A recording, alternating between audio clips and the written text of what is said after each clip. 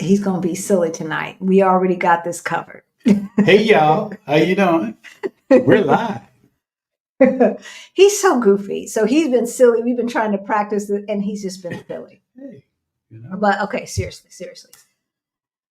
We want to talk today about some things. I'm saying tonight because y'all, we live in Lisbon, and it is 8:30 at night here in Lisbon, Portugal. 3:30 Eastern time. That's when we go live. Mm-hmm. So make sure that you catch us.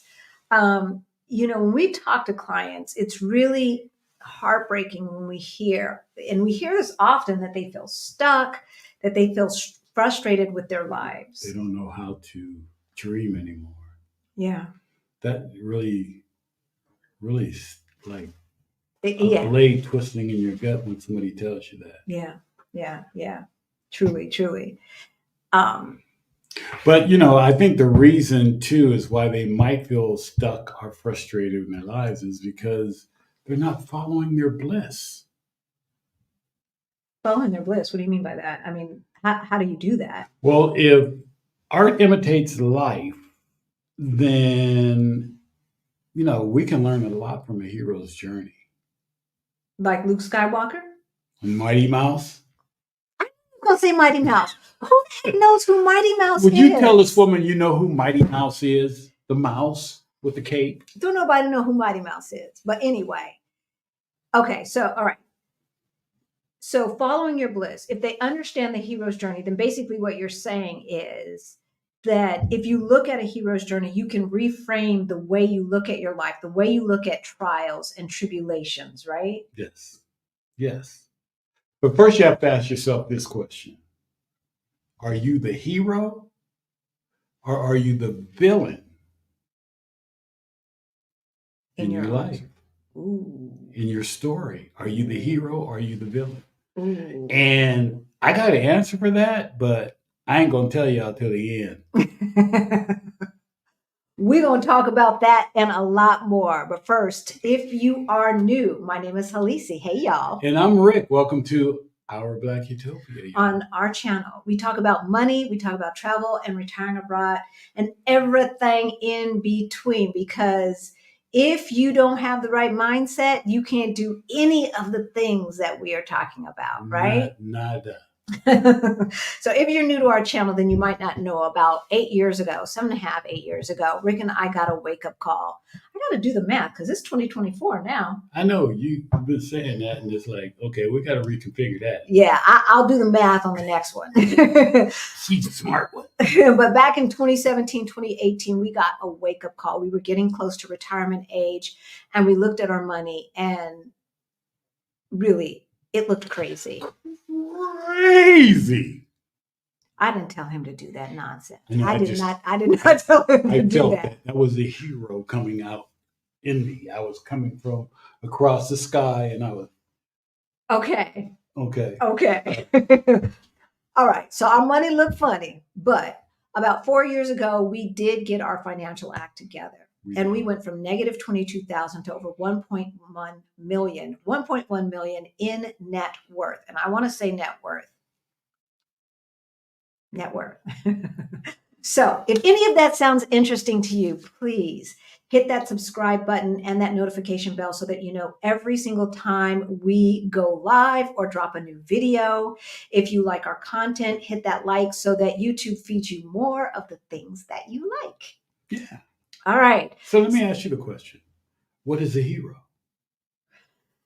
All right. So according to dictionary.com, a hero is a person who is admired, who has courage, who has outstanding achievements, and are noble, have noble qualities. Now, outstanding achievements is all relative and contextual. So I don't want you to look at, the Oprah Winfrey's and Michael Jordan's, et cetera, of the world, and Obama's, right? And think this is what a hero looks like. Outstanding achievements is all relative. And when we hear folks tell us that we have helped get them on the trajectory towards their dream life, y'all. I'm to feel like a hero, y'all. If you allow us to. Yeah, right. So that's what a hero. We're going to talk about the hero's journey, but first, let's see who is in the chat today. Kissy So Christopher. Oh, for some reason, I was Christopher. checking my subscribe status and realized it wasn't. I must have unsubscribed. Christopher. I'm not going. Look at you. You got her crying. You're gonna mess her makeup. Mess her makeup. Don't mess up my makeup. You know, we still love you, Christopher. Regardless, we love you. You are a fantastic person. You're a great human being. You are a hero. So back in the day when my father was still in the entertainment industry, there was a cartoon called Kissy and because the little brother couldn't pronounce Christopher, and I liked Kissy Maybe he had a speech impediment. I'm just saying. Kissy. Anyway, hey V, good to see you. There he is. Greta is in the house. Hey, Greta. First Sunday live of the new year, y'all. Hit the like button. I suppose it is. Yes, because it was New Year's Eve the last time we had everyone on asking us some deep questions. If y'all didn't see last week's, great questions. They were great. We answer all, like it was really good. I need to go back and watch it to see if there's something we need to follow up on. LL Cooper's in the house from Washington, D.C. Yes. Is it cold back there? Hey, Vicky, good to see you in the chat. Jametta is in the chat. And, okay, so we got folks talking to each other. Pisces Pret is in the house. I'm good to see you back. Hey, Greta, good to see you. There she is. Yes. So, how you feeling, Greta? I'm just going to say Greta is the queen of our Fire Over 50 Facebook group. If you're not part of our Fire Over 50 Facebook group, why not? You don't have to be over 50. She has the answers. She has the answers. You don't have to be over 50. You do need to be on the road to financial freedom or curious about the road to financial freedom, and you have to be from the African diaspora. So we have people in there of all ages, but Erwin looks like us, y'all. So we got Wilmington, Delaware in the house. Helen. Hey, Helen, good to see you. Winnie, Happy New Year. Boa Ano Novus to hey, Bobby. Good to see you. Cassandra is in the house. Bobby's our homegirl. Yes, Bobby is a in real life friend from back in the day. Hey, Chameta, boa noite and boa novo avos. No avos. Boa avo novos. Boa avo novos. Say that 3 times fast. No. No. Didn't I say no? Would I say no whoosh? Yeah. Because they always whoosh and ash. Yeah. Buenos años. Feliz buenas noves is easier, or nuevos is easier. I speak Portugal at this point, y'all. Portugal is going to be a mixture of both. I can't help it. Hey, Tanya, good to see you. Pinky is in the house. Alexandria.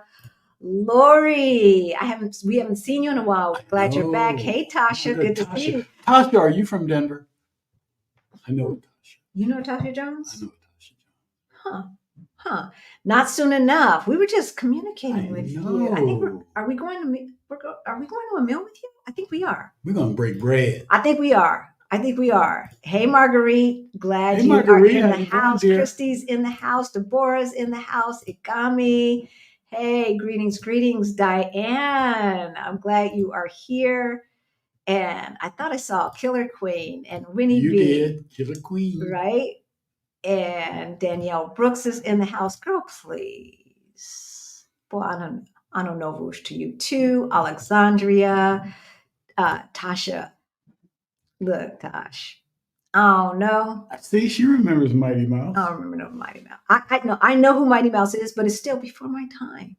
It is before my time. Mighty Mouse was the original. Jametta says us of a certain age.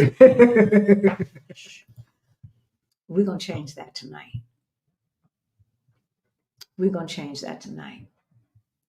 Uh-oh. Greta may be adding in some stuff. Yeah.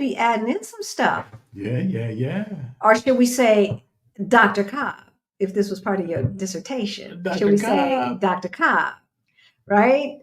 Tasha's in the house. Debbie is in the house. Debbie H. Hi, y'all, from SA, from South Africa.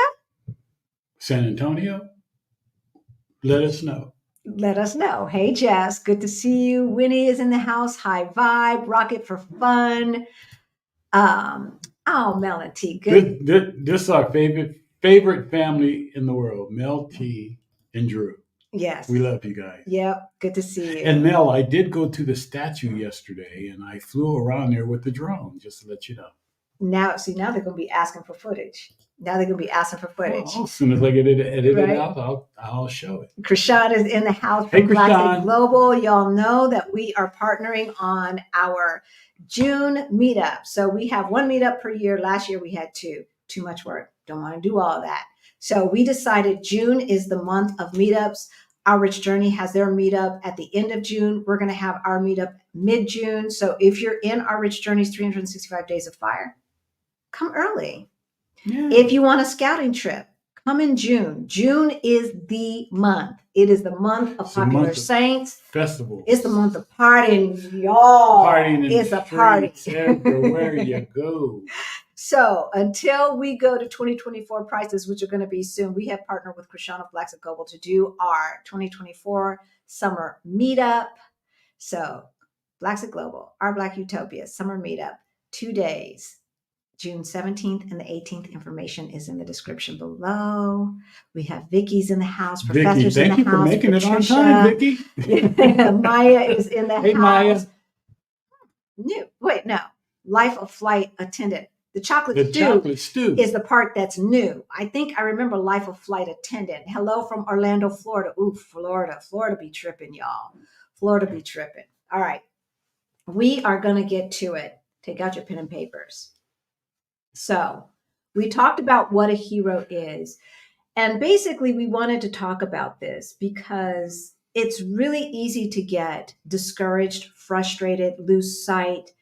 And for those of you who are new to our channel and you turn around and you look at yourself at a certain age, whatever age that is, whether it's 40, 30, 50, 60, and you say, is this all there is? This is the one that you want to be tuning into. This is the live stream that you want to be tuning into, because we're going to look at how movies, because Rick said art imitates life. We're going to look at how movies actually can give us some life lessons, and what are those lessons that we should take from it, right? So what is the hero's journey? And the simplified version is separation, initiation, return. But we're going to broaden it out.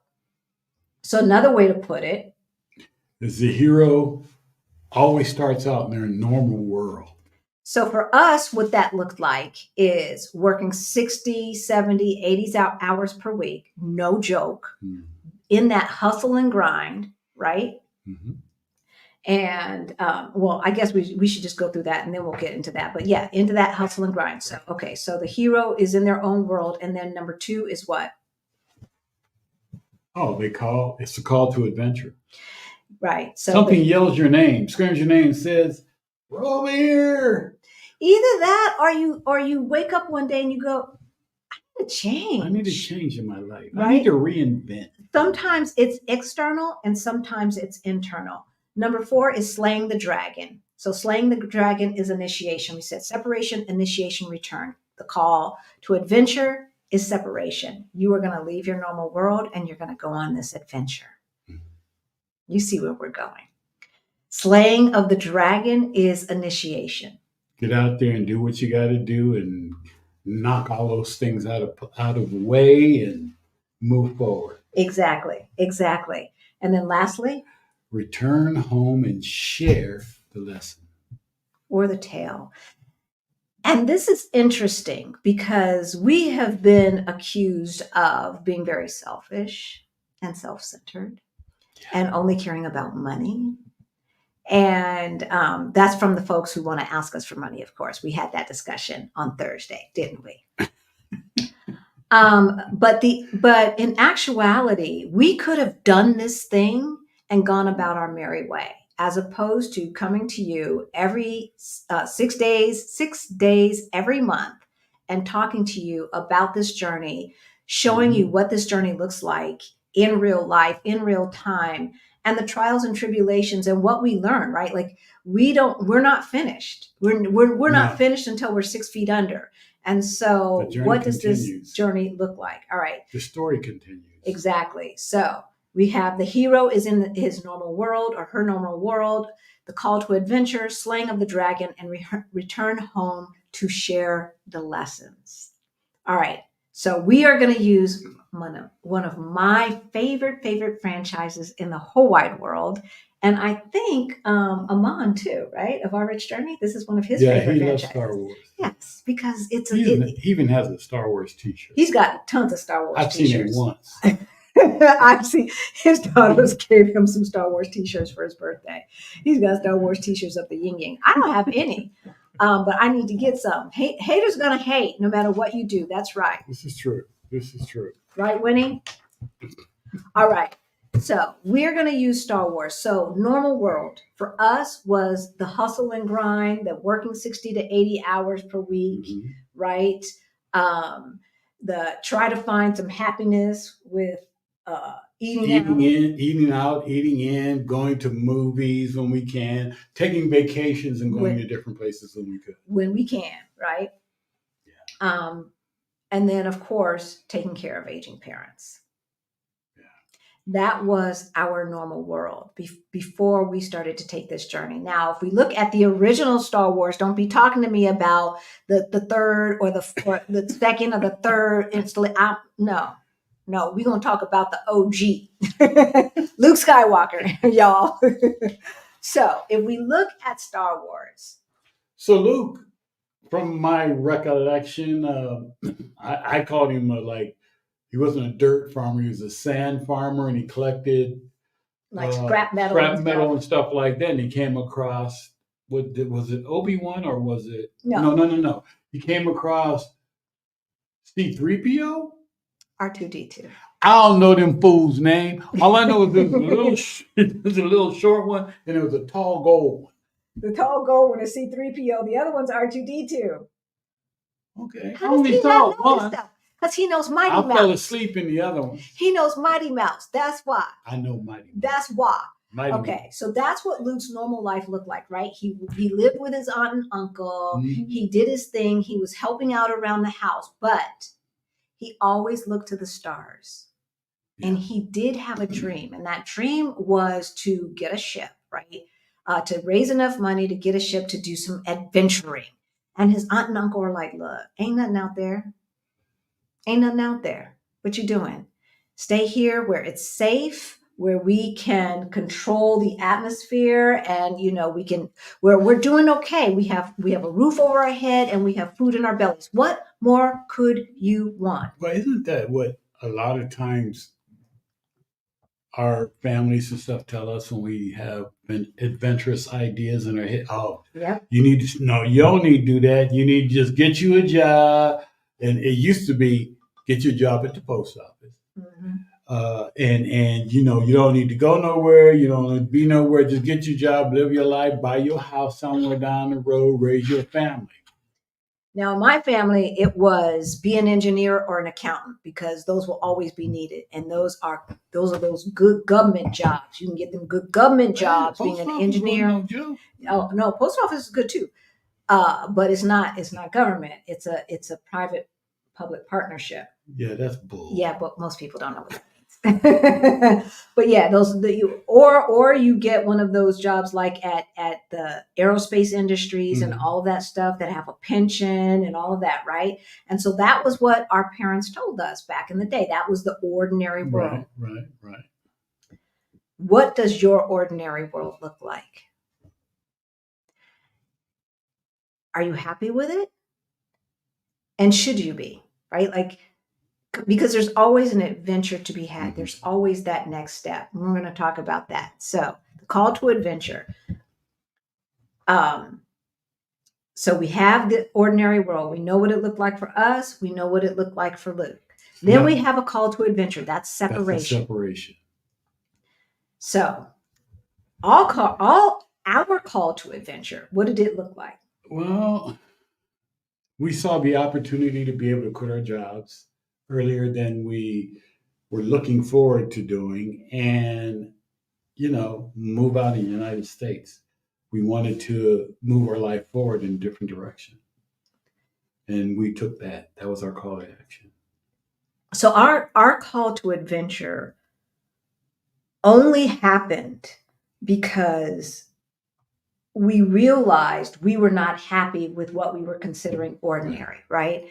And so we started looking on YouTube, like, what are other folks doing? It was the pandemic. We had always had a dream of living abroad, but we really deep down inside never thought it could become a reality, right? Yeah. Right? So Rick's in his man cave. I'm doing work, and in between the work, at night, going on YouTube on the weekends when I had some time, because I had to work weekends too, going on YouTube, doing research, and we saw some folks. Yeah. We saw Our Rich Journey. We saw the Yarbrough. We saw Rashida Dow. We saw Stephanie Perry. We saw Adelia Abor-Sade. And they had answered the call to adventure. They'd answered it, yeah. And they gave us some ideas about how we could possibly do this thing if we got over our fear, if we heeded the call, if we took that call to adventure. Now, if we compare that to Star Wars, yeah, what was Luke's call to adventure? And this is really important because he had two calls to adventure at the beginning-ish of the movie, in the first 1/3 of the movie.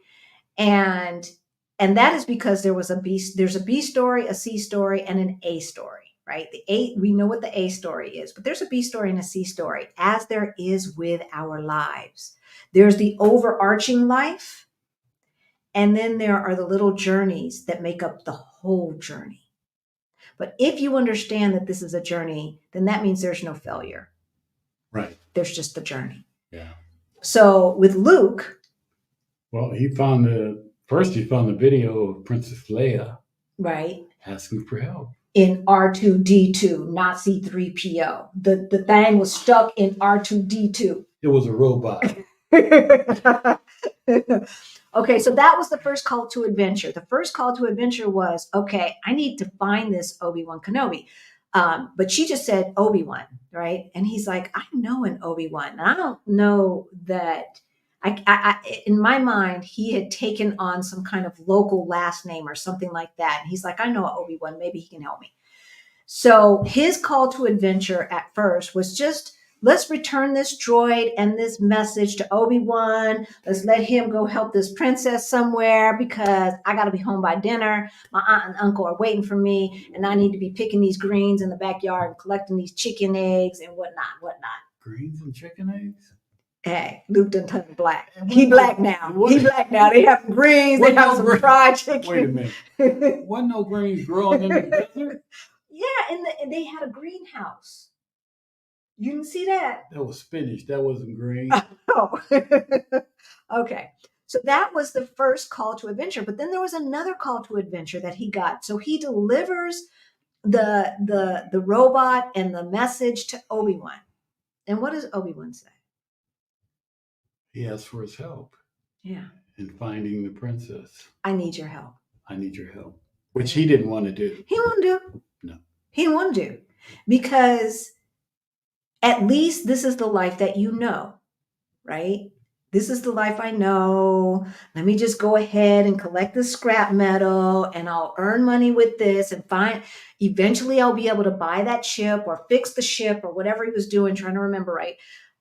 So I can do my own adventures. But this thing over here, this is not in line with what I had in mind that the adventure was supposed to look like. Yeah, he just wanted life to just be simple and keep doing what he was doing and living the boring, going about it life. And so that's what happens. And if you look at movies, because again, art imitates life, there is a point where you know, the hero, the protagonist is just going along, boop de boop, this is my life, and either I'm happy or I'm not, but this is my life.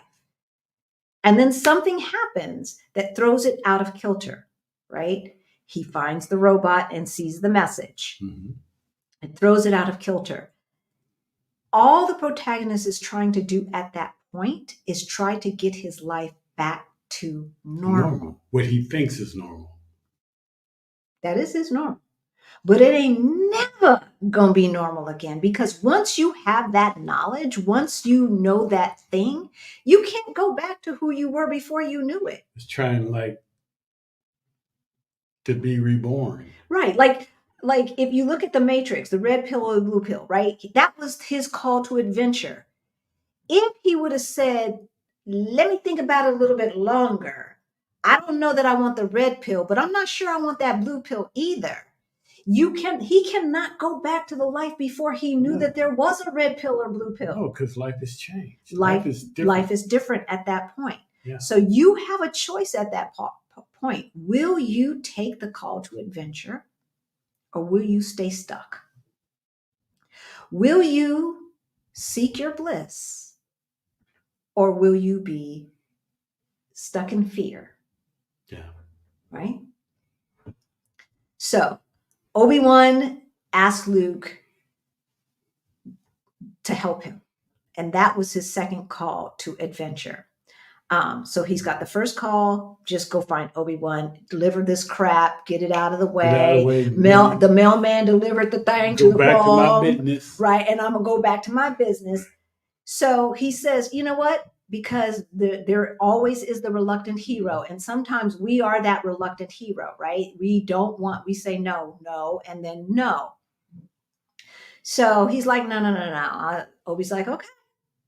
And see, when opportunity comes about, are you going to say, nah, aunt and uncle are depending on me to pick them greens and to get them chickens? Or are you going to say, let me tell them that today's my last day picking them greens and getting them chicken eggs? But sometimes too, it's like that when opportunity comes, we don't recognize it, or we ignore it because we feel we're not ready for it. Or we ignore it because it doesn't look exactly like we expected it to look. Right. If you know what your bliss is, that doesn't mean you know how it's going to show up. But most of us don't know what our bliss is because we've been so busy on the struggle bus that we don't even know what our bliss really, truly is. And we're going to get to that, because if you think your bliss is just being on a beach sipping Mai Tais, yeah, baby. All right. That's going to change. I can guarantee you that will change. Exactly. So we've got the ordinary world. Luke is chilling, getting scrap metal, trying to save for his adventure, and doing the sand farming or whatever the heck they do on that weird planet that they lived on. That's the ordinary trying to grow greens in the sand. Exactly. Then we have the call to adventure, right? He sees the message from Princess Leia. He hears the word from Obi-Wan, I need your help. Now, here's the thing. He goes back home, and what happens? Everything. His world is turned upside down, which usually happens to everyday people in everyday life. The world gets, maybe not as drastic over here, so they killed his whole family and left them out burning in the sand. Maybe they thought the sand burned. Well, they left the bodies burning in the sand. That's not funny. That's not funny. No. I'm saying, but that his life turned upside down. So now what do I have? Exactly. What do I do? You don't want to get to the point where you have to hit rock bottom to heed that call to adventure. Yeah. You don't want to get to that point. All right. Rick left his mail open. So one of the things that I was thinking too when we were discussing and going over different things was the thought I came across was, or kept hitting me was, don't let desperation be your motivation. Ooh, that's a word. That's a word. And I thought Rick's about preaching that. tonight. No, I thought about that as we were going over different things we were talking about, and I didn't say it. I kept it to myself, but it's like I keep telling him, don't do that. Yeah, I do that to myself. I constantly, which is something I have to work on, get better at doing. But I'm always looking over my script. What do you call? I call it being a Libra. That's what I call it. All you Libras She out tells there. me not to edit myself. Quit editing yourself. Exactly. Do not let your desperation be your motivation. All right. So don't wait until you hit rock bottom to heed the call to adventure. Yeah. Because adventure shows up. Adventure shows up constantly. It does. And at the end of the day, look, we all have the same desires. We all have the same fears, right? Those desires are love and happiness. Those fears are judgment, right? We fear pain and we fear death. We all have those. And so if you understand that, then you understand you're not so special. You're not so special. And you can stop with the yeah, buts. All the reasons why you are uniquely qualified to fail, while you are uniquely qualified to be that victim, that Black person in the horror movie who gets killed first. That's not who you are. Exactly. That is not who you are. Not in your movie. Not your movie. Not in your movie. That's right. You are writing this script. I'm writing this one.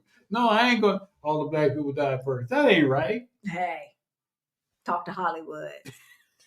Talk to Hollywood. All right. So we've got you're in your ordinary world, and then we have the call to adventure, which is separation. Step 3 is slaying the dragon. The dragon, in what we were watching, and the guy was saying that the dragon was. It was interesting. So Joseph Campbell, who kind of came up with this hero's journey, right? And this is based upon, as I think it was Greta talking about, the old philosophers like Nietzsche and folks like that. So in reading and being a scholar of mythology and reading the old philosophers of Nietzsche and Plato, et cetera, he has understood that, and I think he was an English writing teacher, something like that, or maybe literature teacher, that and those of us who have studied writing, there is this pattern that you see. The other piece that he added, which was so brilliant, is the pattern and how this pattern mimics life, how our lives mimic that same journey that we see in story after story after story after story, right? And so the call to adventure is separation. We talked about that. Step 3 is slaying the dragon. That is initiation. And initiation is the stage that should take you from ordinary to hero. And if you have watched movies, then you know it's not easy. If it were easy, every damn person would be doing it. Everybody be doing it. If destroying the Death Star were that easy, they would not have killed, I don't know how many folks who had on those hats, who were in those other things that were just like people in the background. It's like Star Trek. Anybody in a red shirt's going to die when they hit the planet. Yeah. Right. They're going to die. 1-2 episodes at the most. Right. That's it. They're dead. Right. But Luke and Han Solo, right? Like if it were so easy, everyone would be doing it. And so you have to understand that following your bliss and being the hero of your own story means if you are the hero, there's going to be some trials and tribulations. So for us, that meant getting over the fear. Right. But it can be gotten over. Well, yeah. Once we looked at stuff and started to map out what this could look like, that helped us to get over the fear to actually say yes to that call to adventure, right? But then, so once we did that, because that was part of the call to adventure, it's like, okay, we're gonna do this thing, and then woof, woof, woof, woof, woof, right? It's a big thing. It's not like moving from state to state, city to city. But even that is an effort, because everything you have to put in place to do it. That's true. That's So true. we face craziness and different consequences every day. Every day we wake up. Every day God wakes us up is another reason to move forward and be the hero of your story. And the question is, are you working on your A story, your B story, or your C story? Because there's many, many, many stories. Right. The one of the major stories was Obi-Wan telling Luke that we need your help because it's not just rescuing Princess Leia. It's bigger than that. It's bigger than that. I don't want to be involved in all the politics. Yeah, it's bigger than that, but we need to train you. We need to show you what you need to put in place in order to follow that. So there may be things that you have to learn, right? And so, we had to go through the process of moving. This was part of our call to adventure, only for this journey, that journey of becoming immigrants, that journey of becoming expats from America, immigrants to Portugal, right? We had to go through the process of moving. We had to learn all the visa stuff and jump through all of those hurdles and back and forth, trying to make it work. Getting the copies together, getting the right documentation, going to the right places to do that. Right. Certain things in foreign countries.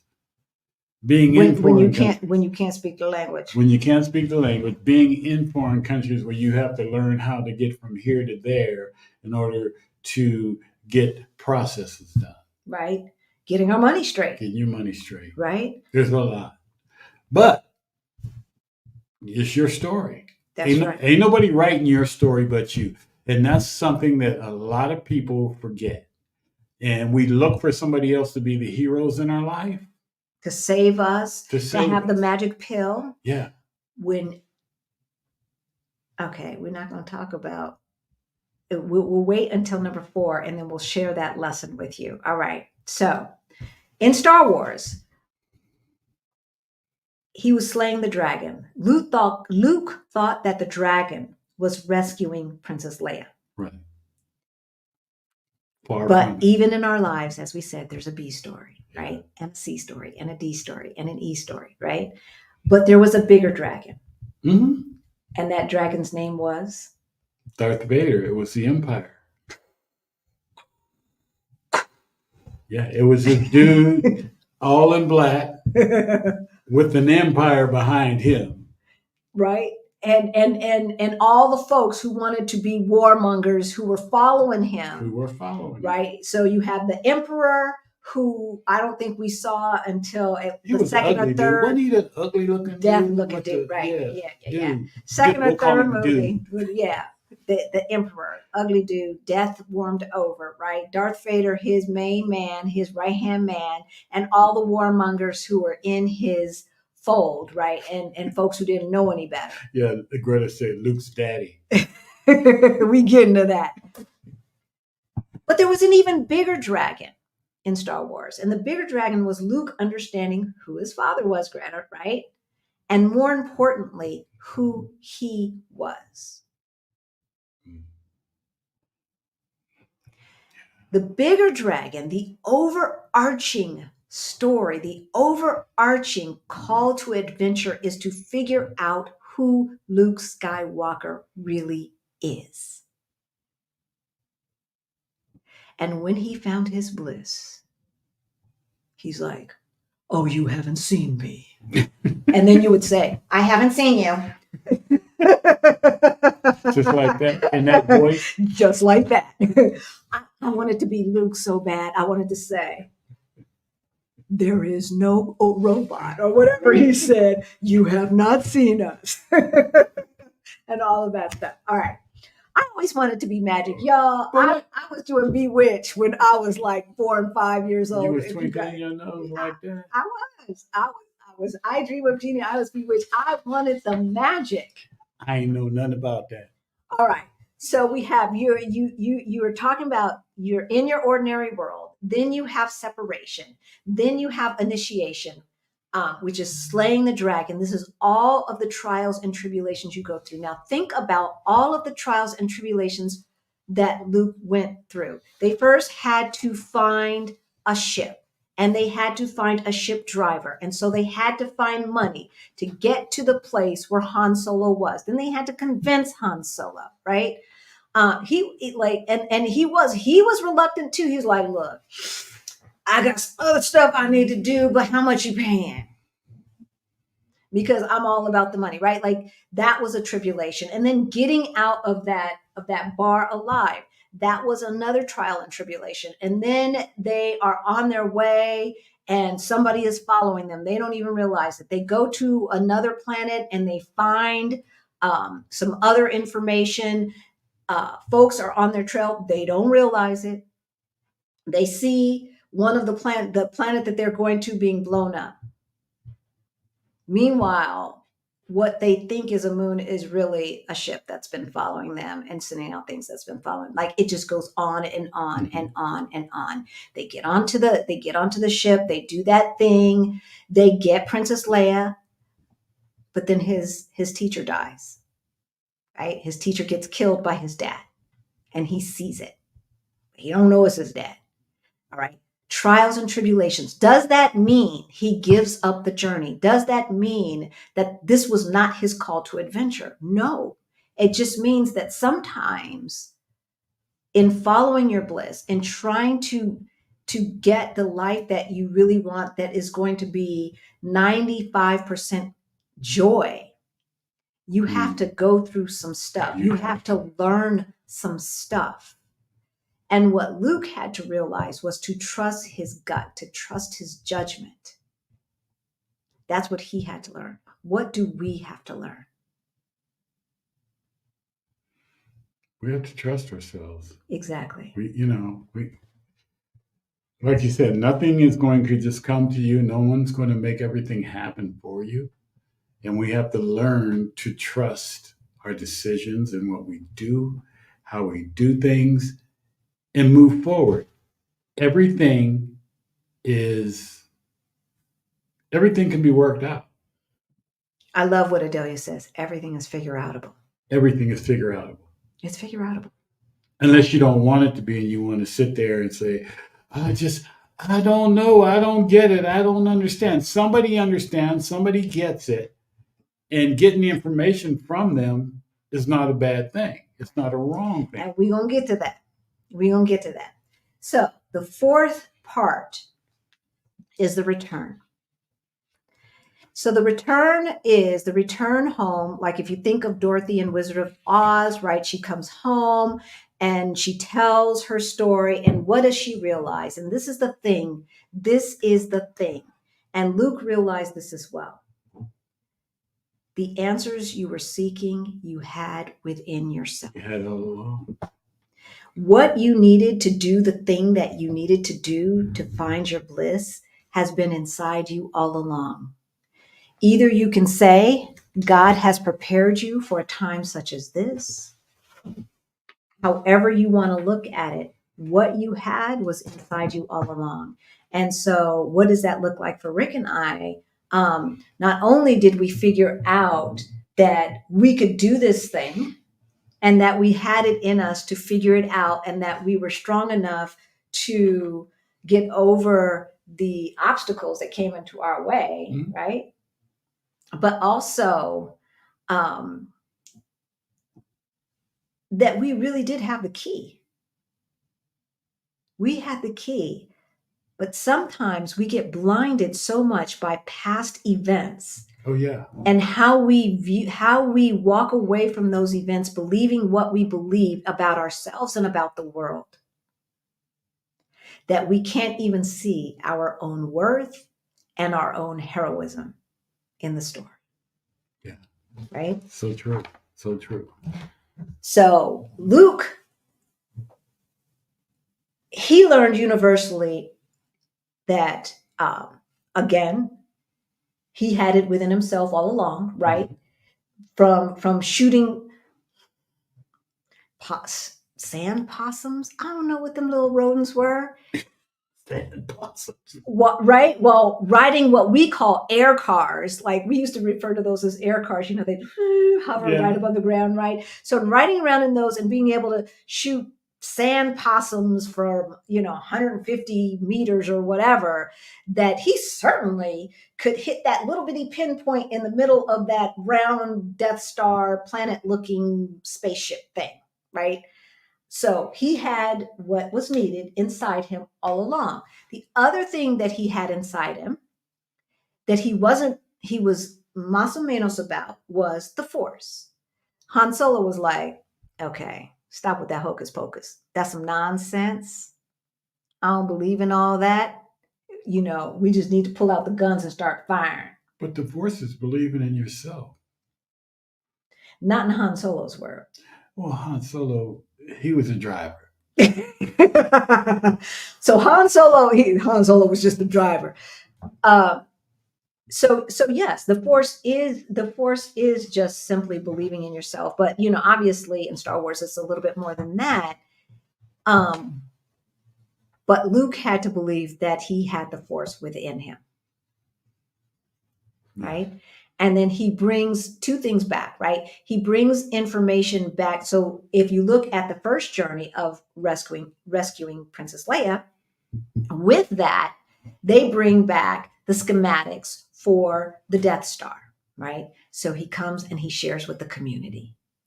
He's finished with that piece of the adventure and he shares with the community. But there's a bigger adventure, and that is to take the Empire down, take it down.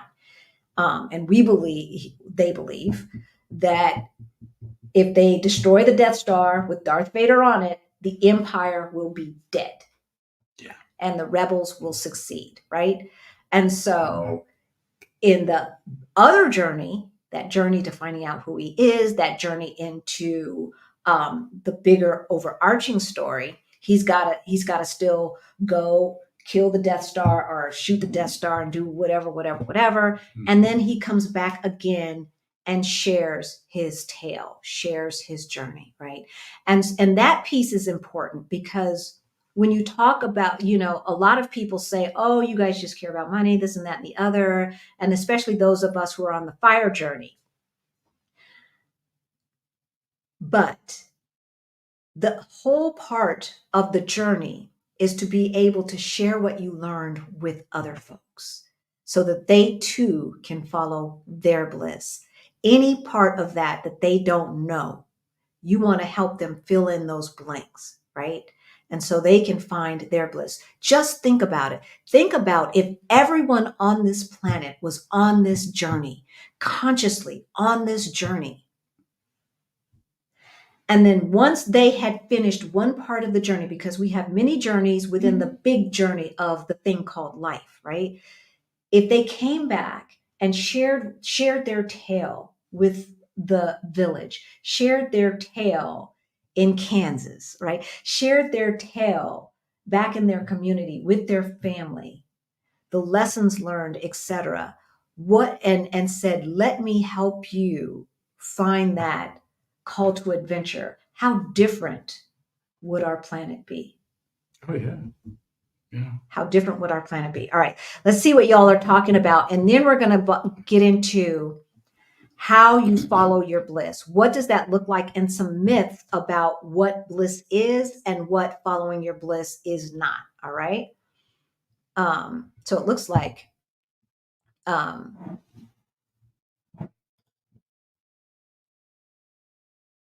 the answer and true power is always within ourselves, right? We just have to realize it and find it. Exactly.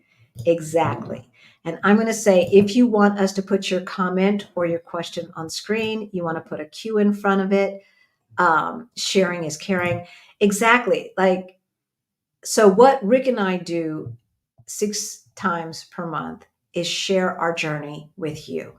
And this is how we give back to the community. Rain, shine, sick or not sick, we here 6 times a week, right? Sharing our journey with you and hoping that as we are on this journey, following our bliss, that you can join us. Yeah. Right? Definitely. All right. So, understanding bliss and dispelling myths. What is bliss? A fulfillment of thought, kindness. Okay. Bliss is a sense of fulfillment. They say it's interesting because I've heard this said in many different organizations that we find our true gratification, our true happiness being in service to others, right? Doing for others, but it goes beyond temporary happiness, right? It's not a temporary thing. It's not like buying a new pair of shoes. It involves contributing positively to the world in a way that speaks to your soul. And the way that looks for everybody, it's interesting because we see people, like, not with the chat, because y'all are family, right? But the people who watch the replays, some of the people who watch the replays and comment, those are not the subscribers. I know y'all are down, right? But they come in and they're very, very judgmental, and they want to talk about how people should contribute to the community. And some people believe that we should only contribute to the community the way they see contributing to the community working out. But Joseph Campbell advises that following your bliss involves pursuing what brings the most joy, irrespective of external judgment, and that leads to a more fulfilling life and meaningful life for you. Right. For you, right? So following your bliss is very, very personal. Yeah, it is. It truly is. All right. So what are some myths? Your bliss could be anything. Bliss is not a mere temporary thing, right? It's not that Fendi bag. It's not that Fendi bag. It involves pursuing activities and ideas that nourish the soul and actually makes a positive difference. It doesn't necessarily, have to be a cure for cancer, right? It could be knitting and teaching others how to knit who maybe want to make clothes for orphan kids, like, right? It doesn't have to be something that is necessarily a cure for cancer. Right. What's the second myth? That your bliss must be your main income source. Maybe your job is not going to be your bliss. Maybe the way you make money is not going to be your bliss. And that's okay. Just make sure that you have a job that doesn't get in the way of your bliss. Find a job that does not stress you the heck out, right? To the point where you cannot additionally pursue your bliss if your bliss is not monetizable. Is that a word? Monetizable it is now. It is now. I just said it. So, number one, your bliss could be anything. No, that's a myth. That's a myth. No, bliss is not the Fendi bag. Yeah. And it's not tied to your main source of income. It's not your main source of income. Necessarily. It really shouldn't be, but sometimes it is. Yeah, I understand. You really, really feel great and this and that, but I mean, to your soul, a lot more to it to me. Okay. To me. Number 3. Instant gratification. Following your bliss does not lead to instant gratification. All right. It requires patience, self-awareness, right? And understanding that the journey involves twists and turns, challenges, etc., right? So it's not going to be instant necessarily. You got to be patient. And if I can go back for a second, when we say it's not tied to your main source of income or something like that, you feel great when you make a lot of money. Money's good. But then money's good. But then you got to realize and stop and think how to maintain making large amounts of money or doing different things like that. And I mean, entertainers, there's a lot of entertainers out there that made it to the pinnacle of success and committed suicide because they weren't happy. And not because they didn't have the money. Because the money part wasn't their bliss, right? Entertaining people could be part of their bliss, but the money part wasn't necessarily part of their bliss. But if you make a lot of money, that doesn't mean you have to maintain making a lot of money. Don't get me wrong. If I made a lot of money, I'm not going to complain. Making a lot of money doesn't mean you have to keep making a lot of money unless you keep spending a lot of money. True. If you lower your expenses, then you don't have to keep making a lot of money indefinitely. You just have to make enough money to accumulate the future expenses that you will have. So that's part of the problem with some of those entertainers is they wanted to live large and be large and in charge and drive around Rolls Royces. For what? For what? If you really found joy in just entertaining people, then you would take that money, you'd buy enough house to make you happy and invest the rest, as opposed to buying a bunch of crap. Okay. The trappings, right? Okay. So, especially back in the day when they could not make as much money as they make in the last 3 or 4 decades, back when you had them contracts that were crazy, right? All right. So the myths are your bliss could be anything. Your bliss must be the main source of your income. Your bliss equals instant gratification. Number 4. This is bliss commands all attention. No. Look, life shows up. Life shows up. Life shows up. And sometimes it's not in a good mood. Y'all know that I have been dealing with mama, papa drama. Papa, mama drama. Since we've been here, Papa, less drama. Mama, more drama. Papa has help. Mama refuses help.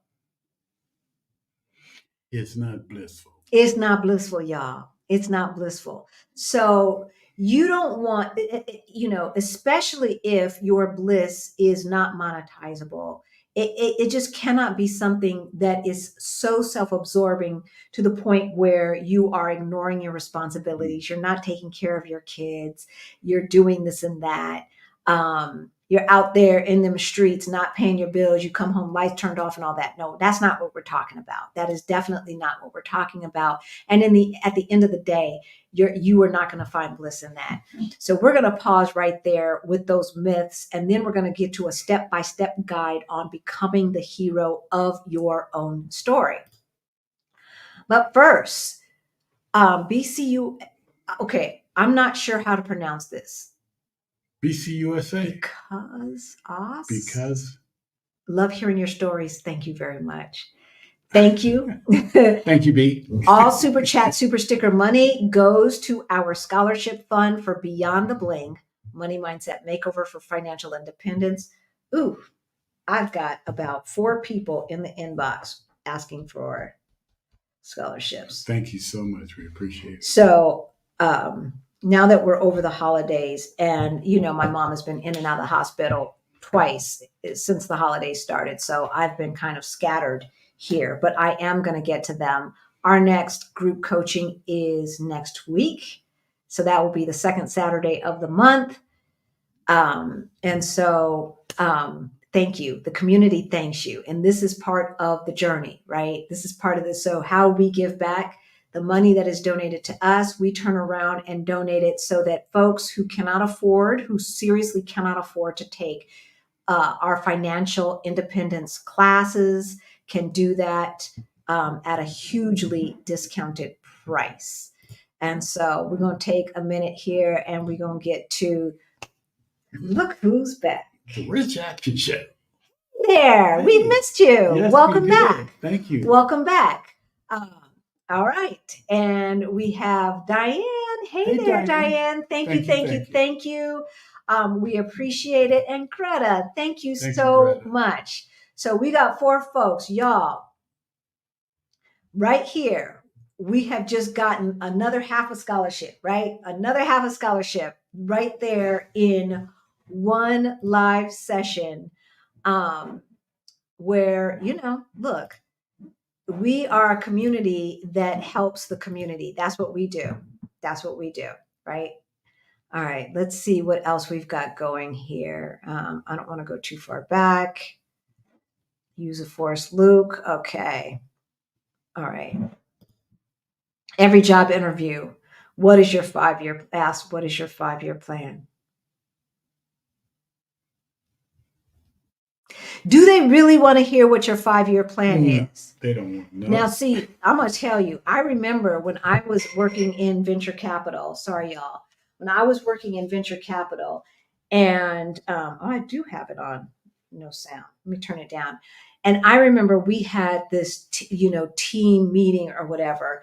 And one of the partners of the venture capital firm, one of the founders of the venture capital firm, was partnered with me. And the question was, what was your 5-year plan?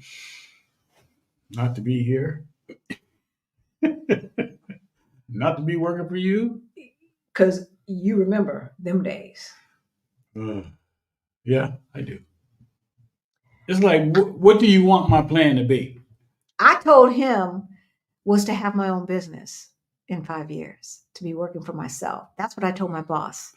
I like to say, I don't think I said that. I think I thought it. None of your damn business.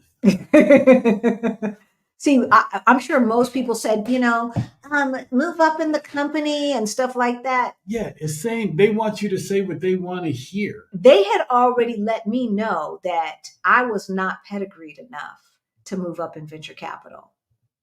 I was not pedigreed enough. So, and even though I had the same degrees that they had, because I did not go to DU, which was the, USC of Colorado. Ain't nobody heard of DU. I was not pedigreed enough. So I already knew 5 years from now, I'm going to be working for somebody else. That's what I'm going to be doing. That's what I'm doing. Important and divinely timed consciousness conversation. I awakened to my own self-image that wasn't serving me well. I'm practicing being my authentic self, detaching from masking hyper-independence. Look, so we were listening to this interview that Joseph Campbell did back in the early 80s. And it's interesting because he said that there were 3 stages to being, or evolution as he described it. And the first is like when we're kids, we're like a camel and we kneel down in supplication and receive all the weight of the packages, and just tell it to load it up on us, load us up. Which is the learning of our, it's tenfold, right? It's the moral values, it's the cultural values, and all of that stuff, all of the expectations that we have, how we are to behave, how we should view our lives. All of that stuff is given to us as kids. It's not something that we come up for ourselves. The stuff that we come up for ourselves, it's funny because when you ask little boys what they want to be, it's like, I want to be a Power Ranger. You don't say that no more. Whatever the newest version of that is. Whatever the 2023 version, 2024 version of Power Ranger is, that's what they say. But somewhere along the way, they lose that. That, right? Yeah. And then they become, once they feel like they've got all of that information, all of the burden, they have their call to action and they become the lion. And they're out to slay the dragon. Now that dragon, he says, every single scale on that dragon has what you shall not do. Because as kids, usually that's what we're told. Don't do that. Don't do that. Don't do this. Don't do that. Stop that. You can't do that. Quit that. Don't touch that. Right? As we're rarely told what we should be doing. More often, it's what we shouldn't be doing. And especially parents of our generation did not reinforce what we should be doing. Like these days, a lot of times, especially with babies, instead of saying no and snatching something they're not supposed to have, they're replaced. Here, look at this. Oh, and then they take the bad thing away. That's what they do these days. But back in my day, it wasn't that soft. It was, don't do that. Stop that. And I like the analysis he gave about the 12-year-old kid in the restaurant with the parents. And the father is saying, drink your tomato juice. And the kid's like, I don't want to drink the tomato juice. And then he don't like the damn tomato juice. The father says even louder, you need to drink your tomato juice. And then the mother chimes in and says, why are you trying to make him do something that he doesn't want to do? And the dad says, I've been doing what I don't want to do all of my life. Because if you do what you want to do, you'll end up dead. Look at me. I've been doing what I don't want to do for my whole entire life. And look at me. A lot of us have been doing what we don't want to do all Our entire lives. And it's time to stop. It's time to stop and start doing more of what you want to do instead of doing what you don't want to do. And a lot of times, like he said, that dragon that we are slaying is the dragon of expectations, of other people's expectations of us, and the expectations that we have put on ourselves, not based upon our bliss, not based upon who we are, not based upon who God made us, but based upon what the world expects and what we believe our loved ones expect of us. Hashtag Black excellence. Right? Right? So we're going to stop that. Got to. We got to stop that. All right. Step-by-step guide on becoming the hero of your own story. We have walked through what the hero's journey looks like. We have given you examples in our life. We've given you examples as far as Star Wars. Hopefully everybody's seen Skywalker's life. My favorite movie. One of my favorite movies, Star Wars. We've talked about what following your bliss really is. Following your bliss is not necessarily and not a selfish thing. Following your bliss, and this is kind of goes into what we were talking about on Thursday, right? Like put your own mask on first. If I am not on the path, on the journey of following my bliss, how can I be happy for you? Those folks that you know in your life who look at other people, you know, and they're not happy for anybody else's successes, anybody else's triumphs, anybody else's dragon slaying. They are not happy with any of that. They got crap to say about everybody. It's because they are not following their own bliss. And that's what folks don't understand. I could not be the best daughter to my parents until I let go of having to do every doggone thing myself. I had to put on my own mask first, and then I could help them. So the best way to be unselfish is to be selfish and follow your bliss. It's kind of an oxymoron, isn't it? Kind of. I say, yeah, to be self-serving. But it's true. If you are not happy, it's hard to be happy for other people. If you don't love yourself, it's hard to love. You cannot love other people. If you don't love yourself, you cannot. How you gonna love somebody You else? cannot love other people, right? And so you do have to be selfish in that sense and make sure that you are taken care of. All right, step-by-step guide. Number 1, understanding your hero's journey. We've just explained that, right? Ordinary world, call to not action, call to adventure. Call to action. Yeah, I'm a marketing person, y'all. Call to adventure, the initiation or the slaying of the dragon, and then the return home to share your tale and your lessons with your friends, family, and community. Number 2, identifying your current state. What is your ordinary world? What does that look like? World? Reflect on your life. Analyze your current situation. Are you stuck in a routine? I know I was, right? Mm-hmm. Are you longing for something more? Recognize your call to adventure, the desire for change. If you look at your life and you're like, this ain't happening, that right there, that recognition is your call to adventure. It doesn't have to be something from the outside. Sometimes it is something from the outside. Like Rashida earlier, or was that yesterday? It was yesterday. She was on Stephanie's show, and she was like, her call to adventure was she got laid off. Now, for some people, that could be the end of the adventure, right? You get laid off and you look at that like, oh, why is this always happening to me? It seems like these things always happen to me. Well, if you have a hope that you have buried, if you have a dream that you are putting on the back burner, and the universe, God, however you want to look at it, gives you an opportunity to make a change, but it doesn't look exactly how you thought it's supposed to look, then what is a call to adventure could be looked at as something bad, Yeah. right? As a trial or tribulation. But it's not always something that's bad. Exactly. Exactly. So, you all have heard the story about the person who was stuck out at sea praying, praying, praying for God to rescue him. Mm. Right? And then when a tugboat came along, he's like, no, no, no, I'm good. I'm waiting for God. Well, God sent me, right? Like what that layoff for Rashida was her call to adventure. And she was fighting it.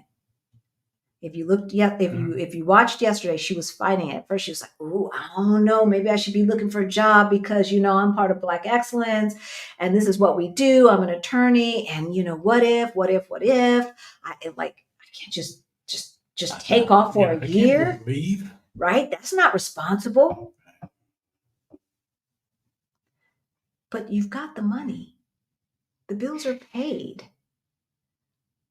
Or are you looking at this as the opportunity that you wanted for everything to align, or are you deciding that it doesn't look exactly how I want it to look, so it can't be the thing? That can't be it. And I think that's something that really, really holds a lot of us back sometimes until we realize that is we look for the situation to be ideal. Right. Because the situation being ideal to us is comfort. Right. And safety. Life is not always, as you all know, it's not comfortable. It's not always easy. Sometimes it just gets downright ugly. But guess what? We keep pushing on. We keep moving forward. And with that comes some comfort, some lessons learned, and then the next time it's easier. Right? The next time it's easier. So when you hear that call to adventure, embrace it. Embrace it. Embrace the adventure. That's number 3. Embrace the adventure. Answer the call. Yeah. Decide to embark on your own adventure. Right? Understand that this journey might involve some challenges, some uncertainties, but it is an essential part of your personal growth. And that is the thing. This journey will transform you. That is the whole purpose. Every single, remember, we've got B stories, C stories, D stories. Every time there is always a call to adventure. And sometimes you may be having 2, 3, 4 calls to adventure at the same time.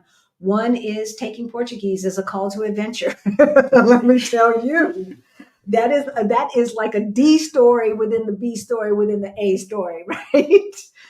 Because it's not been as easy as I hoped. It's been easier time than he's having, that's for sure. So I really shouldn't complain, but I had hoped it would be easier.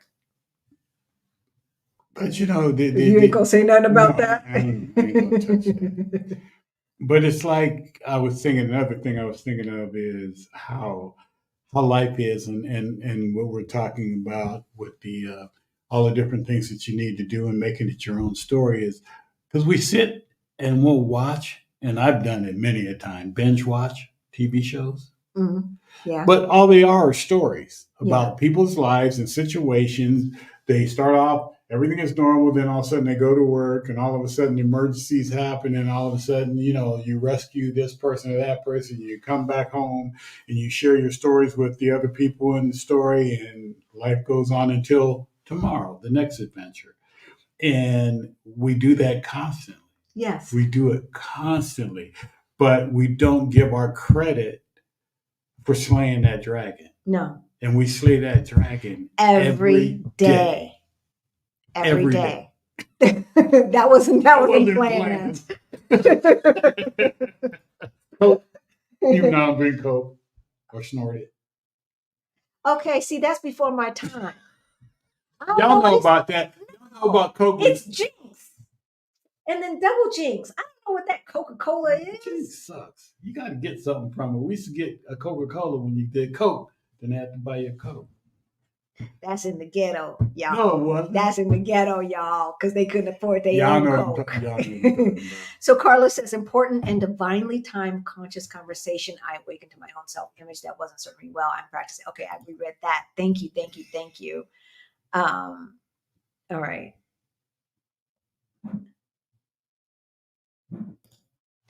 You will get to your bliss after you go through your own dark night of the soul and or acknowledging your shadow. And all of this is called forth by you, because you put forth the question, how? Yes. Yeah. Yes. Every single journey is not necessarily going to be as pivotal as finding out that Darth Vader is your father, right? Some journeys will not be as seismic in its shift in your life. Some journeys are more subtle, and some journeys will maybe even heavier than that, right? But they're journeys. That's it. And there's still a hero, mm-hmm. and you're it. You're it, right? Okay, let's see what else you're talking about. The answer always shows up. Are you willing to accept it and evolve, becoming your own hero? Dang, Greta, you dropping jewels, girl. Right? And then we just all off topic. the tickets are still on sale. Tickets are on sale. The information is below to the June meetup. Identifying and discovering whatever is holding you back. So we're going to get to that. So I'm going to pause right there because Greta knows where we're going. Thank you, Marguerite. Did we thank Marguerite already? No. Or is this new? That's new. Okay, thank you, baby. Thanks, Marguerite. We love you. We love you, girl. We'll see you on Friday. Sangria Friday. As you know, all of our Super Chat, Super Thanks money goes to our scholarship fund for Beyond the Bling Money Mindset Makeover for financial independence. All right. So you have to understand the hero's journey. These are the steps to becoming the hero to your own story. You have to identify your current state. What does your ordinary world look like? Reflect on your life. Maybe this is time to pull out your journal. Reflect on your life, right? Analyze your current situation. Do you feel stuck? Right? Do you feel like you're stuck in a routine or something like that? Do you feel like it's time for a change? Number 3, embracing your adventure. Answer the call. Yeah. Decide to embark on your own adventure. Do not be that person who hesitates because that call may not come back. It may not come back, right? Understand that this journey might involve challenges and uncertainties, but it's an essential step in personal growth. And then number 4, seek guidance and tools. You may not have all the answers. Somebody else may have the answers.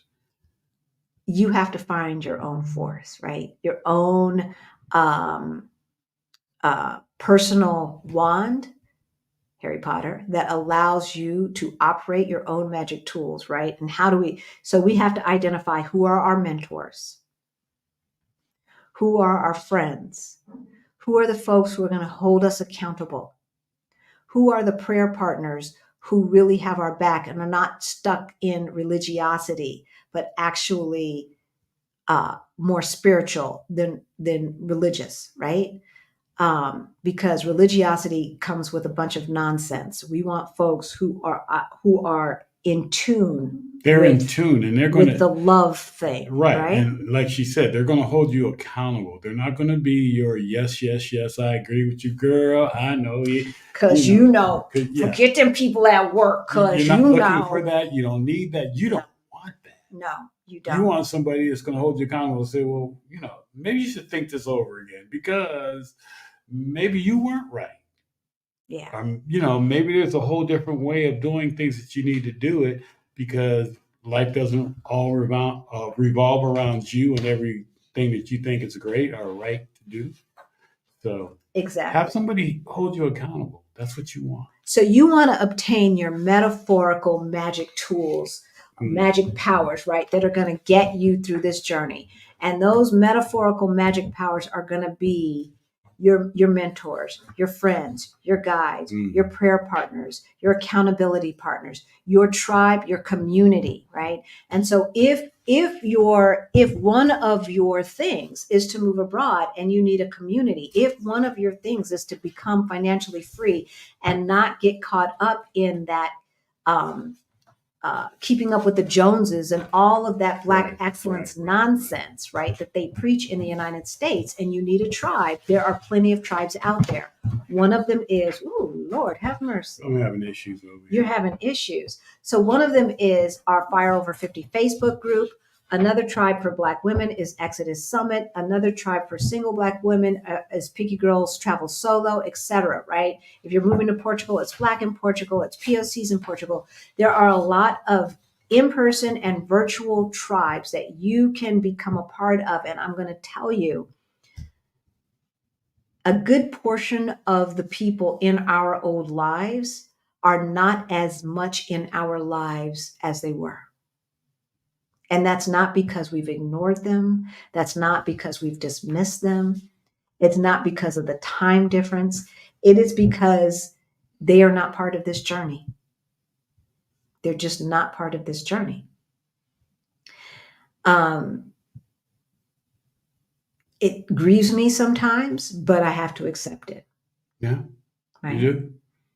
So, not saying that they can never rejoin the journey or take part in it if they want. It's open. No, I mean, you have to figure out who are going to be the co-stars in your movie. Who are going to be those co-stars? And if you think about it, if you think about who your Han Solo is going to be, who your Obi-Wan Kenobi is going to be, who your Princess Leia is going to be, right? These people are probably going to have the attributes that you admire. Mm-hmm. And that you need to emulate in order to slay your dragons. Bring them into your lives and humbly sit at their feet and let them guide you. Let them have your back. Let them walk alongside of you, right? And then there's going to be some that you're going to tug behind you. Number 5. Overcome challenges. Slay that damn dragon. Slay that damn dragon.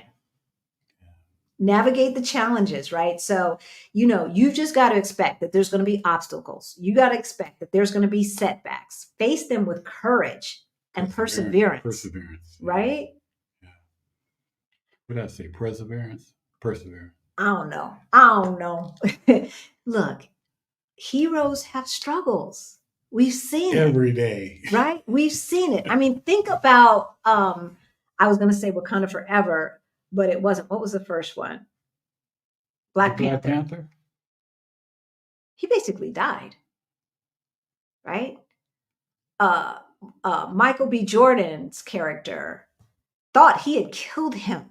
He was on his deathbed and then being kept alive by not his enemy, more like a frenemy, right? We've got those people who are in competition with you because they think you got something that they should have and this and that and the other, the folks in the Jabari tribe, right?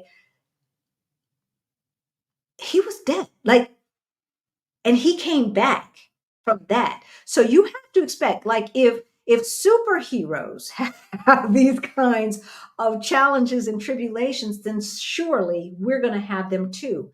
But if you persevere, if you keep your mind on the prize, if you follow your bliss, you will overcome. You will figure it out. It's not necessarily going to be easy. This whole move was not easy. Trying to take care of my parents from abroad is not easy. Trying to manage 2 properties abroad is not easy. Dealing with renter issues, right, is not easy. all of this stuff, as well as our personal finances and the banking and the this and that with the VPN and the this, and we don't want to let you in because where you logging in from and all of that stuff. There's all kind of challenges. But like we said, heroes have challenges too. Yeah. There's struggles in their journal. There's struggles. All right. So number 5, overcome challenges. Slay that dragon. Number 6. Experience transformation. And this is the thing. So I thank you for all of you who say we glow now. We glow.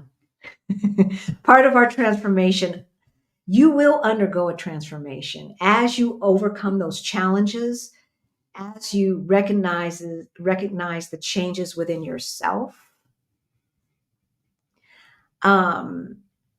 It's interesting because I have become braver. I've become more confident in trusting my gut since we have done this thing. Like we set out to do this thing, this moving abroad, this quitting our jobs 3 years before 3 to 4 years before we had planned to, right? Starting a YouTube channel of a certain age, at a certain age, right? Like this was supposed to be something our kids were supposed to do, not us. And then sharing this journey with you. I've discovered some things about myself, and I've discovered that I still don't know everything that brings me joy because I haven't yet gotten to the point where there are no trials and tribulations. I have not gotten to that point yet. Yeah. So that's another part of it. In learning about yourself and that transformation, but this is the thing. This is, as you are going through this is what changed ordinary Halician Rick to hero Halician Rick. That transformation, that transformation is the thing that changes you from ordinary person to hero in your own life. Yeah. So, step 7. The important step, a very important step, is discovering your bliss. Follow your bliss. Understand what brings you joy and fulfillment. This is your key to living a meaningful life. All right. And that's according to Joseph Campbell. Your bliss is the essence of your hero's journey. It really, truly is. And part of our bliss is being able to do the creative stuff that we do with YouTube. This has always been a part of our dream. This has always been a part of the thing that we like to do. We like to tell stories, right? We like to capture them. We thought we were going to do it the old-fashioned way. And we're doing it the new-fashioned way, right? Yeah. But this is part of our bliss, but this is not 100% of it. This is just one piece of it, right? And every facet of it will have its own journey. Understand that every facet of your bliss will have its own journey. Mm-hmm. So for us, this is part of it. Once we get to a point where some of the things that are tugging on us are not tugging as much, we will have the space to figure out the rest. Oh yeah. But we're still on this piece of the journey, right? And so this is so important because it's really easy to get discouraged and frustrated. If things are not moving as quickly as you want, I want you to take these steps, look at it, and find where you are on that journey. And we can go even deeper than this when it comes to experiencing the transformation and overcoming challenges. Because if you think about movies and you think about, going back to Star Wars, it's 2 steps forward, 1 step back, right? 2 steps forward, 1 step back. So he finds Han Solo. Han Solo doesn't want to take the job. 1 step back, right? Then finally he realizes he needs to take the job because there's some people after him and boop-de-boop-de-boo, and I got to get off this planet because, oops, I've got the bounty hunters after me. And so, I'll take that commission. Let's go right now. And so, okay, great, step forward. And they get on the ship and they're like, this is a piece of junk, one step back. And then they start going and they realize somebody's following them one step back. So they make it off the planet, step forward, and then a step back.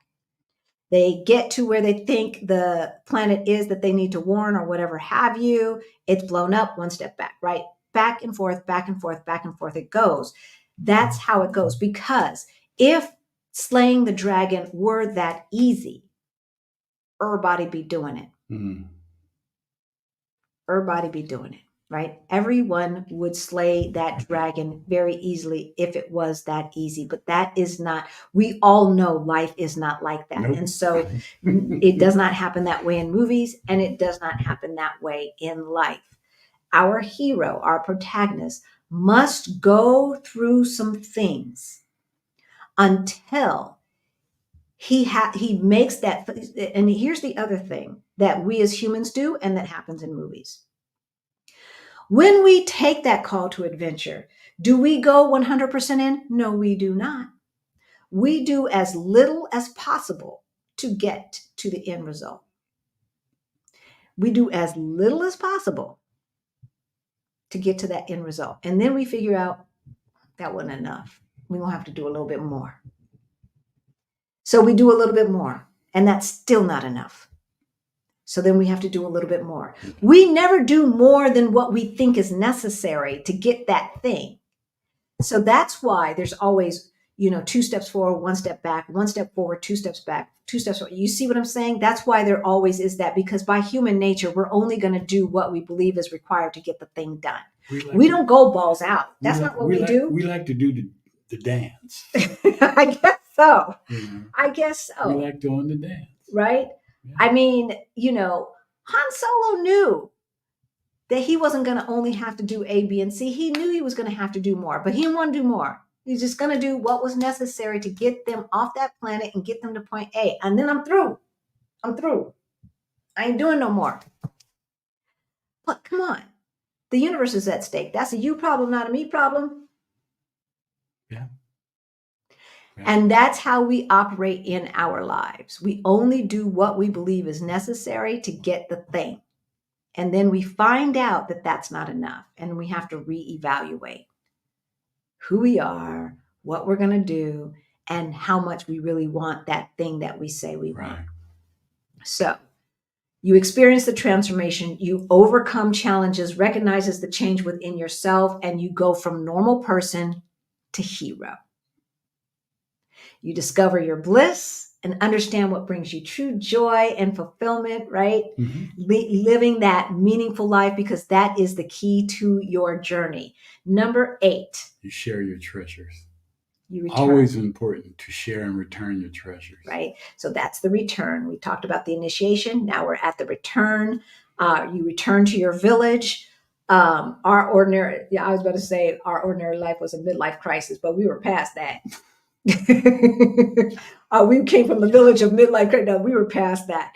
So you return to your village, right? You return to your new normal, because you can never go back to your ordinary life again. That's done. Right? Even if we moved back to Denver, even if we moved back to our house in Denver, we would never, ever be the same. It wouldn't be the same. And we could never be those people who we were before we took this journey. So after experiencing the transformation and discovering your bliss, you want to return to your new normal and share your newfound wisdom, your newfound tools, your newfound treasures and journey, and share that with your community, your friends, and your family. Mm-hmm.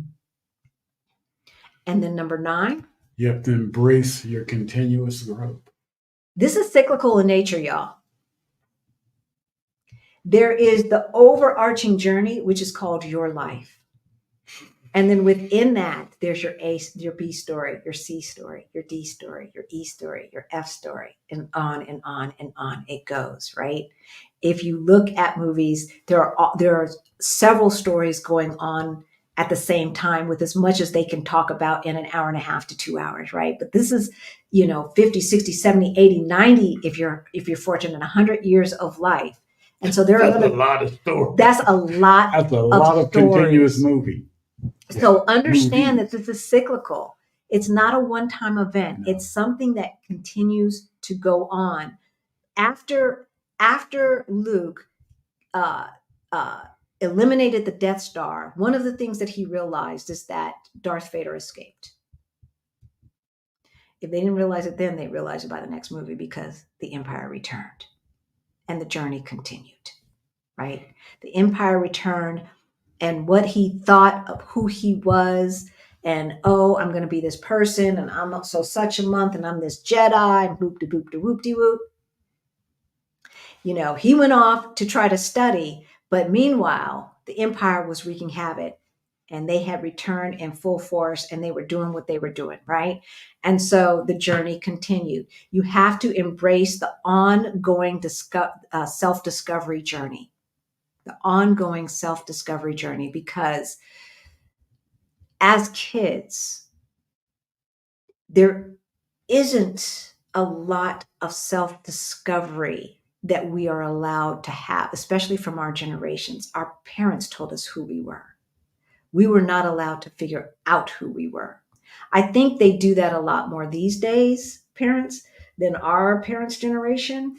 Yeah, I mean, but they thought they were keeping us safe and You know, children to be heard, seen, not heard, seen, not heard, and all of that stuff, yeah, right? never, the things that kids do today, you would never think about saying or doing or anything to our parents because, you know, it was a death sentence. It was. How about that journey? How about the journey of I'm gonna beat your butt?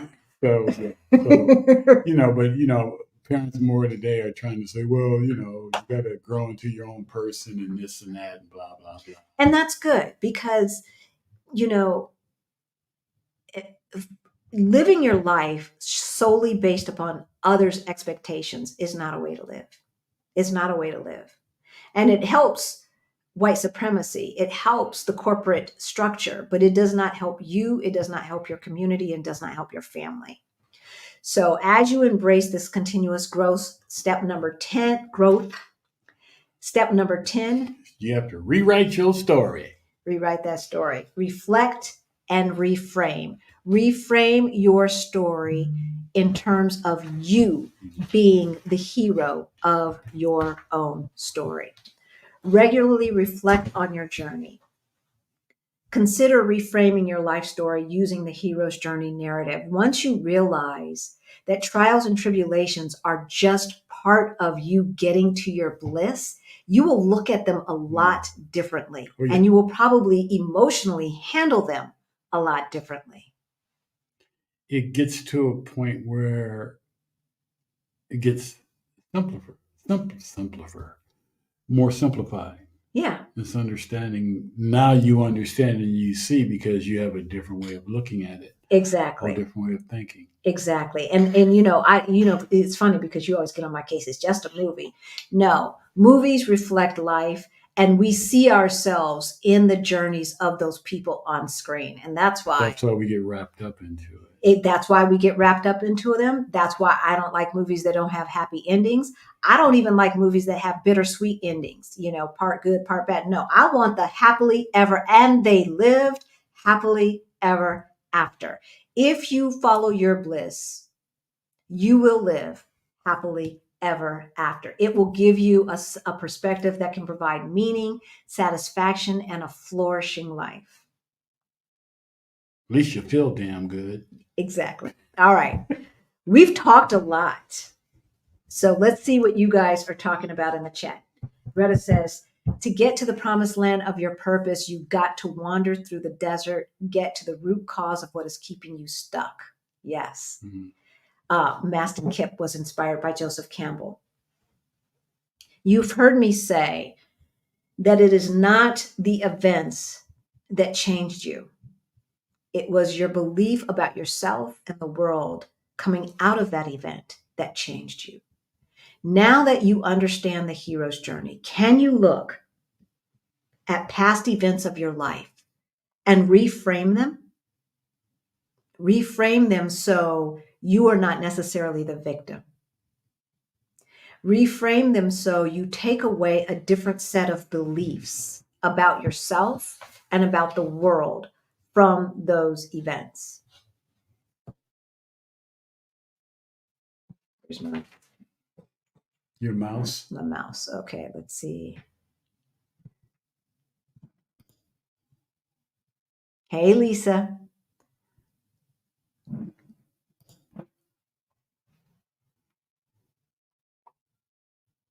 All right. That's how we all want to be, right? That's how we all want to be. My life is my life and I'm loving it, right? Be true to you. Exactly. Exactly.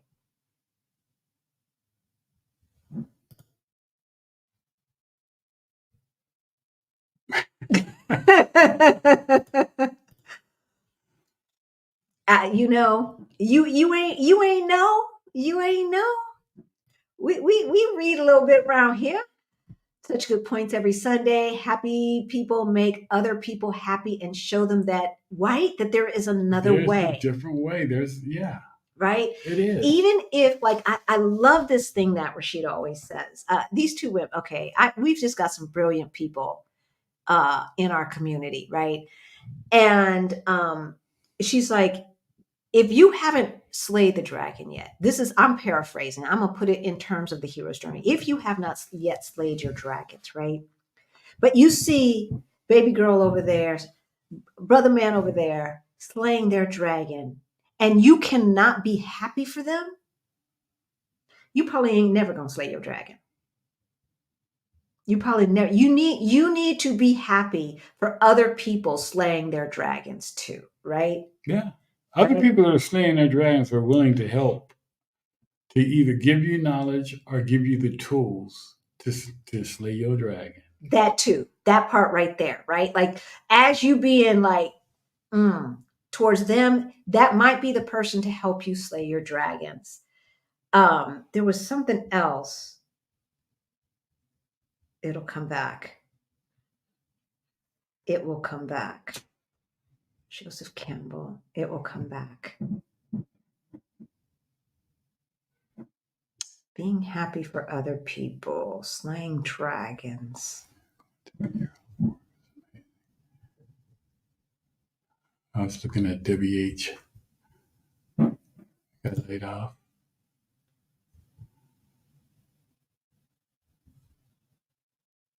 Sometimes you need free time to figure stuff out. Yeah, you need that time, right? Away to figure it out. I was laid off at the end of October. I have enrolled in 2 classes in the US and trying to figure out how to complete studies overseas. There you go. There you go. I'm looking at your picture, Cherie. Don't think that you need a certificate or degree to make more money. If you are doing this studying because of the love of studying whatever you're studying, that's one thing. But you have enough experience to make tons of money, because I can see a little bit of silver in your hair. So I'm assuming you ain't 20. You got what it takes. You will find everything that you need is already within you. But I'm going to tell you, if it paid better, I could be a professional student. So I do love learning. I really, really do. Jeanette, what's Jeanette saying? She was waiting for a sign. No, I'm not actually. All right, Jeanette. To go ahead and leave the familiar. Yeah, that's right. You have to. Because guess what? The familiar will leave you. It will leave you. Things always change. Yeah. Things are always changing. It's almost inevitable that it will leave you. Because who's dedicated to you? What company is dedicated to you? You know, they're faithful to you, and no matter what we do, no matter what you do, you're always going to shoot. No, they're not. So your familiarity is with you, within you, and you know it. The answers are there. The answers are within you, for real. Yeah, yeah. So Greta asked, would you say it's easier now because you're more intentional?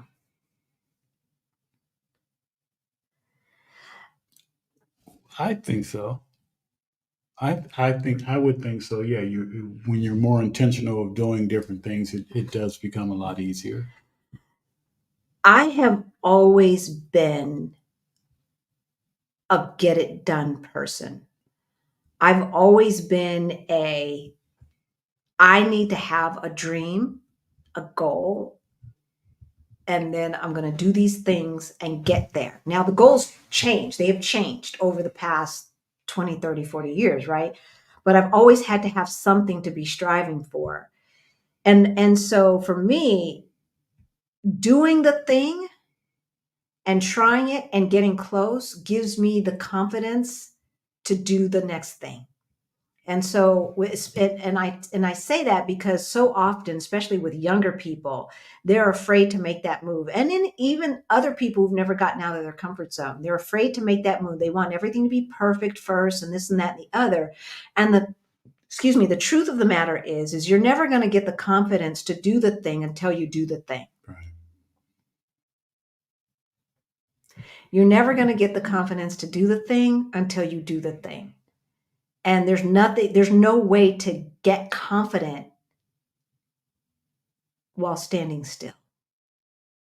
So if you're afraid, it's okay. Yeah, it's all right to be afraid. Do it anyway. Do it anyway. What is hidden is always revealed. Yes, including your bliss. Including your bliss. And so, for some of us, you may need some free time. So to piggyback off of what Stephanie and Rashida were talking about yesterday about taking a break and how you can quit your job and take a sabbatical, because a sabbatical can give you the time and space to figure some things out, to really step back, reflect on your life, and do those steps that we were talking about, right?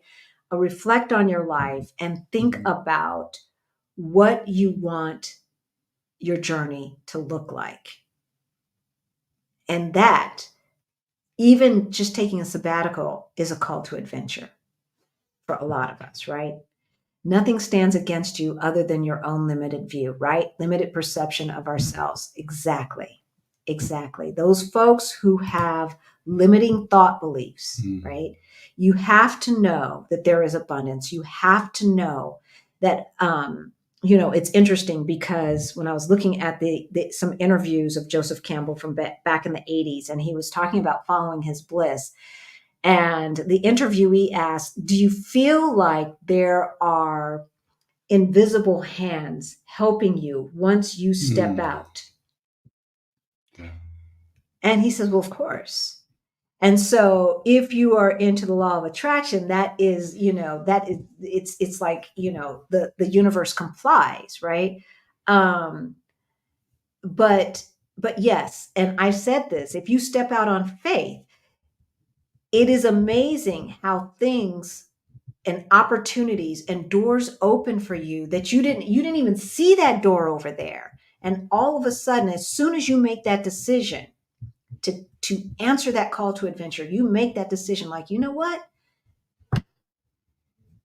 I'm not going to do the ordinary thing. I am not going to sit here in my comfort zone, only mildly content and satisfied. I really want to follow my bliss. I'm answering this call to adventure. And as soon as you answer that call and you said, okay, let's do this thing, you will see doors and windows where you never saw them before. Truly, truly, truly. I want to stay strong enough to carry a loved one out of the burning house, so I have to be self-caring, right? Look, I'm just saying. Some people say it's selfishness, but if I can't help you if I'm dying. This is true. Simple as that. As a 21-year-old, I made the decision that I wanted to move out of the US. Good for you. I have a savings goal of $20,000. My last day is September 1st. So I guess September 1st, 2024. What would you recommend for a young traveler? Trayshawn, I would recommend that you watch the Yarbrough.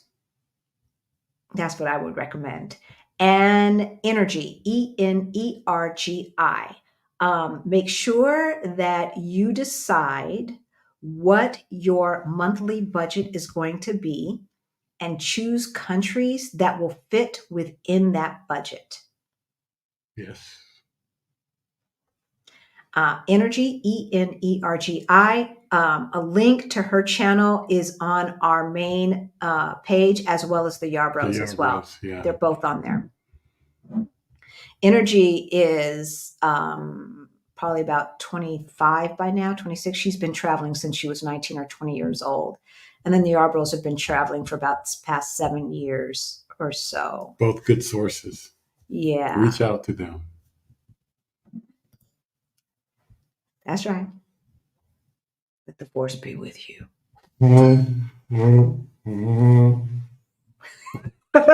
Is that how it sounds? To me, it sounds like that. That's why my... Yeah, that sounds like you just blew it in your hand. Now it sounds like you got asthma. I am your father, Luke. Note, in literature, no hero is ever confident or fully prepared at the start of their journey. No, Hello, release your life. First of all, release your life. That's new. New name. Welcome. Hi there. Thank you for contributing. Right? Like Luke did not know the Force. He didn't even know what the Force was.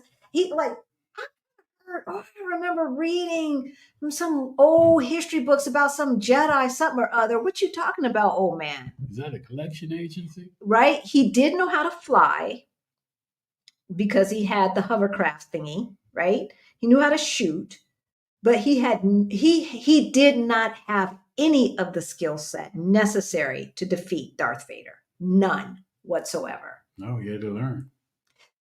When we came up with the notion that we wanted to quit our jobs and move out of the US for a ton of reasons, one of which was cost of living, and move to a country with a lower cost of living, we had no idea what the process of obtaining residency would look like. No idea. Now, we did have a little bit more information in that we knew we didn't have to give up citizenship and stuff like that, right? We knew that there, it wasn't just automatic, go for a passport, go for citizenship, unless you could buy your way in, and we weren't about that. But we had no idea. No. We had no idea about a lot of this stuff. So, y'all. There's a lot of people out there that have no idea. Exactly. So every one of them have people who come along to fill in those gaps. That's what we were talking about. Mentors, helpers, your community. Those are your magic tools. That is your lightsaber. That is the force that you will need to get to slaying your dragons and get to your bliss. We must let go of our egos if a mentor is younger, richer, etc. than you. Let it go and let that young person be your guide. Get past the body. We all are all energy. Truly, truly, truly. All of my mentors at this point are younger than me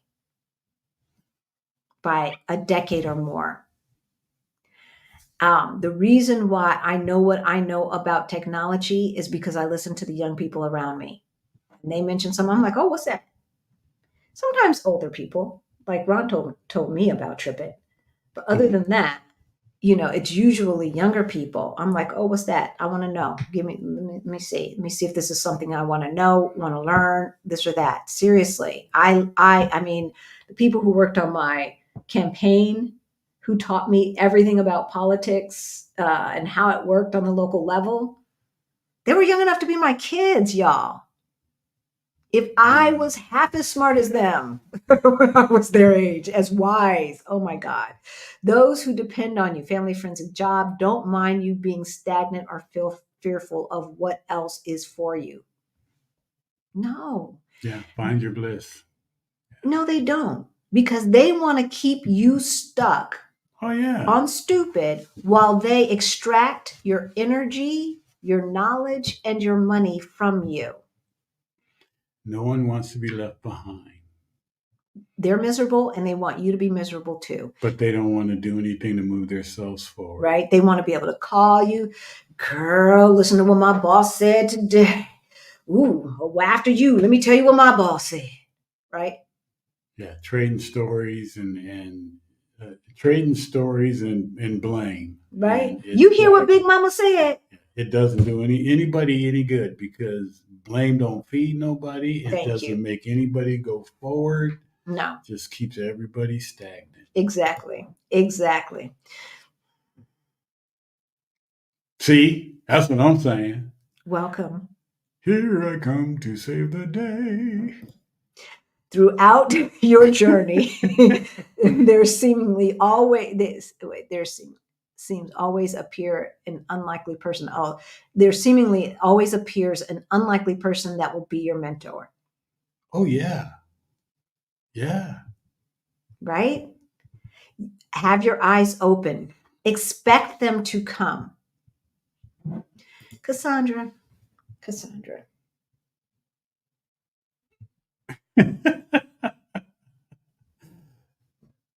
Well, maybe she hasn't watched Star Wars. I do not I only watched it once. And you almost got exiled. I do not want to exile you from my favorite friends list, Cassandra. Baby girl, you need to watch Star Wars. You and Vicky have a Star Wars party, the original one. And I know some of the special effects look campy these days, but it's a good story. It's a good story. It is a hero's journey.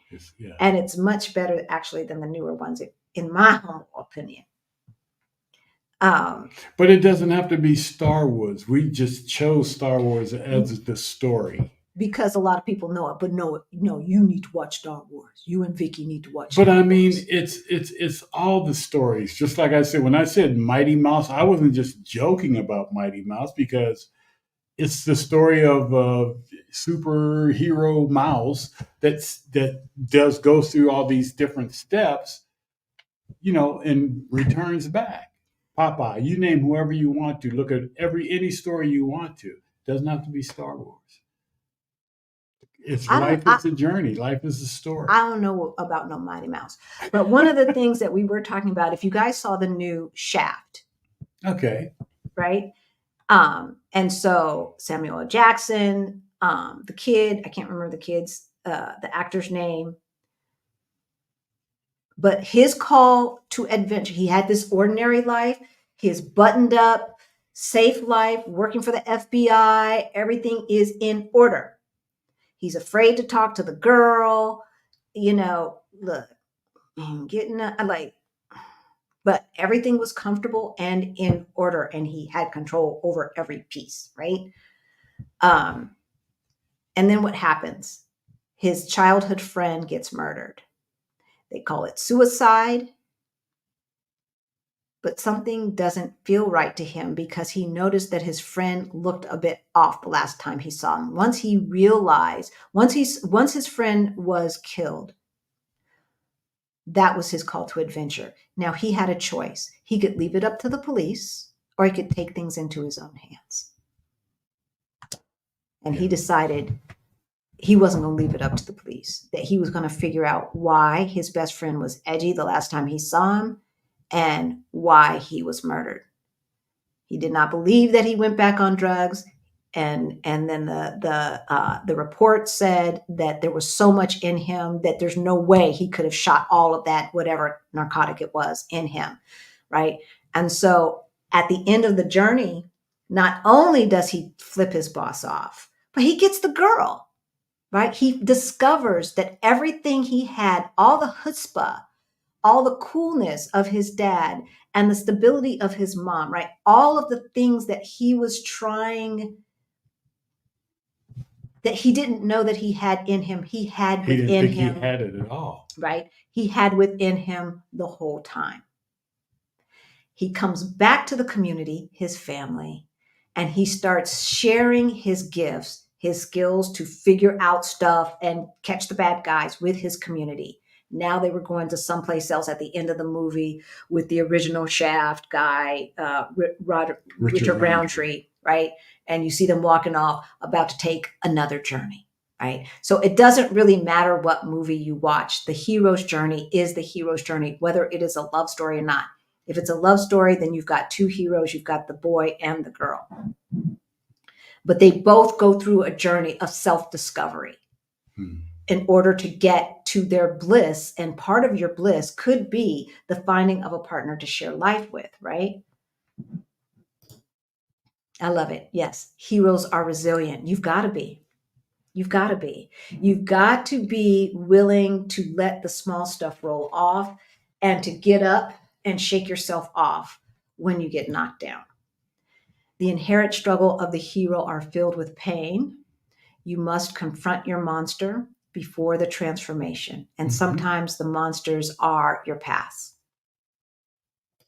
Sometimes the monsters are the things that your parents said to you to make you doubt yourself, the things that your parents said to you to make you think that you had to have this kind of job and this kind of house, right? And marry this type of person. The things that your parents said to you to make you think that doing YouTube is a stupid thing, right? The monster could be humiliation.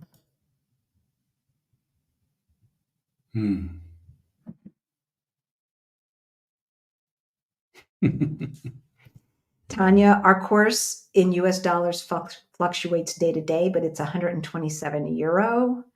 And that could be $130 today, $129 tomorrow. Just add 10%, and that's, yeah. Your credit card will tell you how much it is.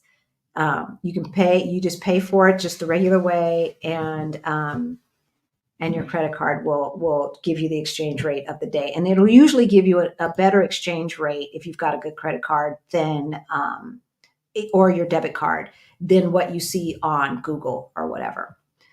But what it looks like to your soul could be initiation into a greater life and release of what is presently occurring. That part right there, a better, greater life.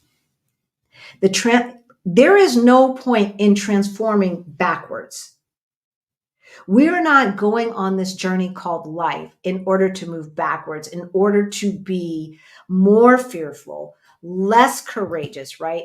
Less participatory in that call to adventure. That's not what we are on this journey. And anybody watching this channel, I know, is going to answer that call to adventure, right? Because you are truly, truly seeking your bliss.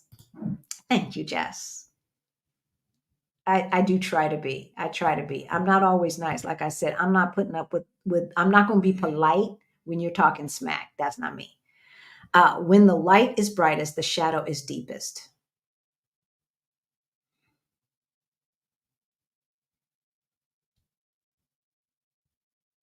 Interesting.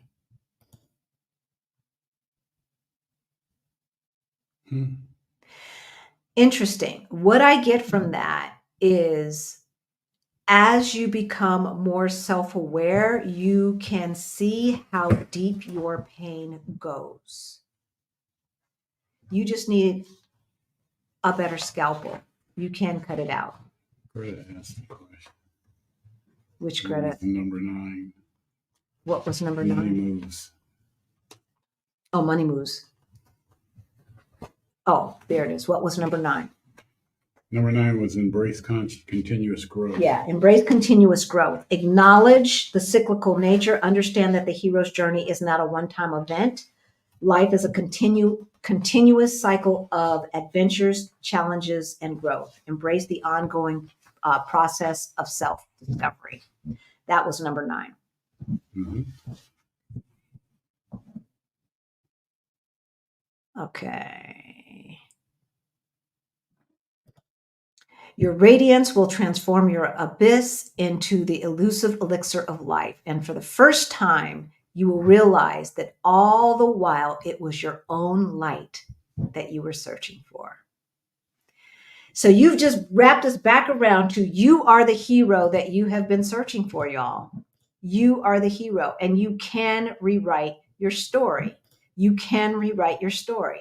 There will be a shakeup in your life. The trials and tribulations are a part of evolving you. Getting your ego out of the way is everything is sacred. Yes, yes, yes, yes, yes.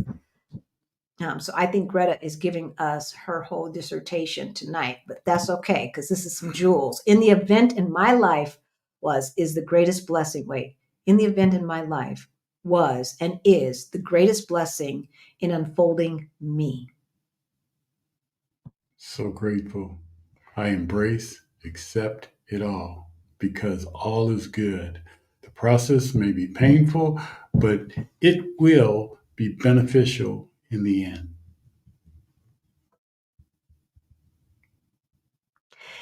The greatest blessing is the unfolding of me. In other words, in learning who you truly are. I would challenge you to journal about this as you are on your journey and to write down what you are learning about yourself. Take the time to have quiet time to listen to yourself and what you are saying, right? What are you saying to yourself? Listen to yourself talk and write that down, because what you want to see is you want to see your self-talk change. I know I have to tell myself sometimes, shut up. Shut up. That's not true. That's not true. And reframe it. My latest one on a very surfacey level is I am a gluten-free eater, as opposed to I can't have no bread today. I can't have that dessert today. As I reframe it. Yeah. I am a gluten-free eater. Halisi broke it down though. Thank you, Lady Srita. Hit that like button. Thank you, thank you, thank you. I appreciate that. I appreciate that. We've been working on this one for a minute and doing a lot of research. Once we go through the journey, we will have the blueprint and we'll know what to expect and how to respond. And that's the thing. Journeys do get easier, y'all. They do get easier once you accept that call to adventure.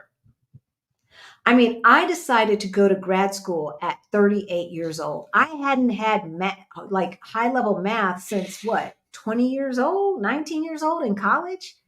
I had to get a math tutor to remind me of algebra and geometry and pre-calculus and trigonometry, whatever was on that doggone test, right? Like I had to humble myself. I had to find the people around me, find my magic tools so that I could go on this adventure called grad school as an unconventional student, an older student, right? I remember after taking the test the first time and being in the driveway and crying and talking to Rick and saying, I'm not smart enough. You remember that, don't you? Mm-hmm. I'm not smart enough. That was part of the journey. The journey of, you don't know every damn thing. And you certainly don't remember the stuff that you never had to use. Right? 15 years later. You don't remember how to do that? I don't remember all them rules. I don't even remember. I tell myself that now. I ain't gonna learn this. I don't get this stuff. I gotta go back and remember all the different rules and all the different conjugations and verbs and all that stuff. Yes. Lord. The hero's journey is really a death of our old self. As we said, you can never go back. There is no going back to your ordinary world. Although, if you equate or compare the hero's journey, your journey of life, to a movie, right? In movies, like with Luke, when that call to adventure comes and we don't say yes, or we do say yes, we spend the rest of the journey trying to get back to normal. But normal doesn't look the same anymore. Yeah, you can't. So know that, accept that there is no going back. Once you know, you cannot go back. Whether it is, whether it's Star Wars, whether it is like with Shaft, he just wants to get back to his life of being that FBI agent and this and that. And now his dad's now in the picture and bringing all these people into his life. And, he's got these, semi-prostitutes coming out of the woodworks and all this other nonsense. And I don't want any of that. I just want my life to go back to normal.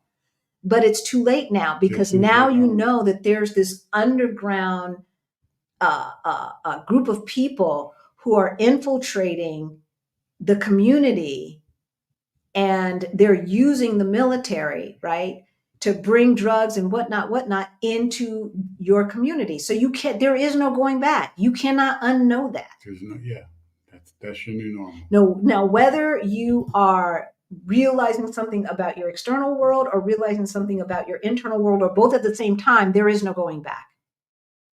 There's no going back. There can only be a new normal. You have to get into alignment. That's the law of attraction. Moving towards that goal, you will see the magic happen. Exactly. Exactly. Y'all got me hollering up in here.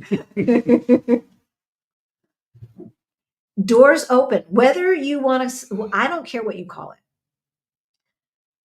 it. The law of attraction is faith in operation. Following your bliss is the law of attraction and faith. It's all the same thing. It is all the same thing. And I don't know why, some Christians want to, see, y'all know who energy is, right? She is.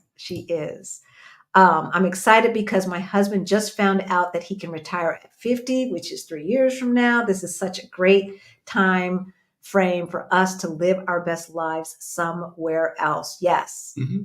Yes. Because that 50 is young. 50 is young. And so the question is, Mrs. Rogers, do you have to stay where you are for the next 3 years? Is there an opportunity for him to work remotely? Don't assume that the answer is no. I mean, you might know, it depends on what he does, right? But if he's at one of these big corporations or something like that, you might be surprised. I moved to Texas without a job. All the people who helped me get settled were from New Jersey, Cherise says. Right. All these New Jerseyans in Texas, are they called New Jerseyans or New Jerseyites? I couldn't tell you. Don't hold me to that. Oh, no. We're Coloradans or Denverites. Once I decided I was moving, everything fell into place, but moving out of the country still feels intimidating. It's going to be. It is. It's going to feel intimidating. But it is the same process. It's the same process. If you can move from New Jersey to Texas, or from wherever you move to. Which is its own country.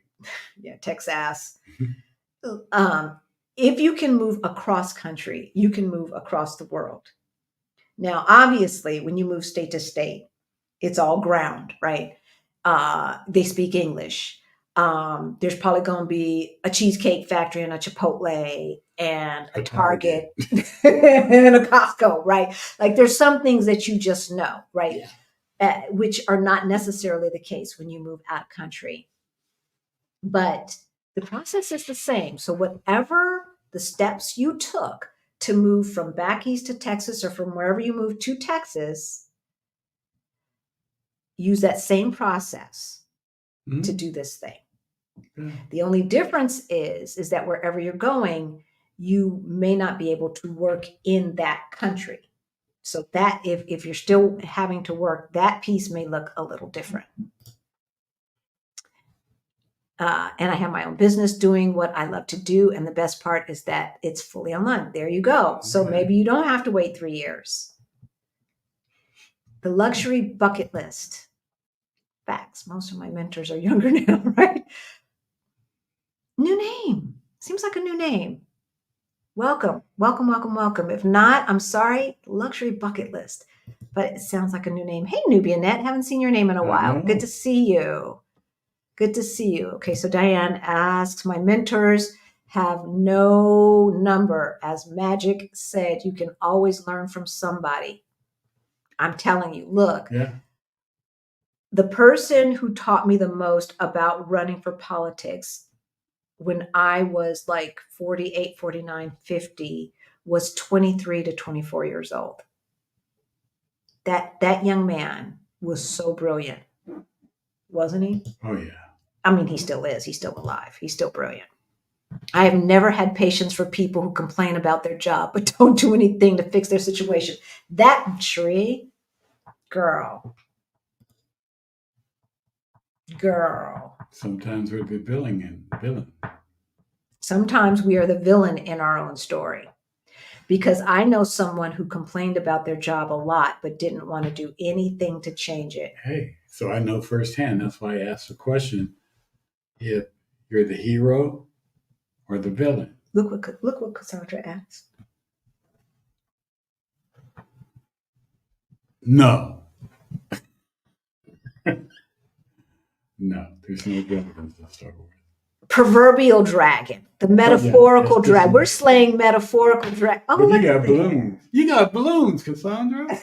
We are slaying the metaphorical dragons, Cassandra. Yeah, no dragons in Star Wars. Star Wars is sci-fi, baby. It's not old world or it's not Harry Potter. All right, look, Star Wars party. You and Vicky. And you got to watch all three. Star Wars, Return of the Empire, the Jedi's Fight Back or whatever. It's the Empire Strikes Back and Return of the Jedi. All three.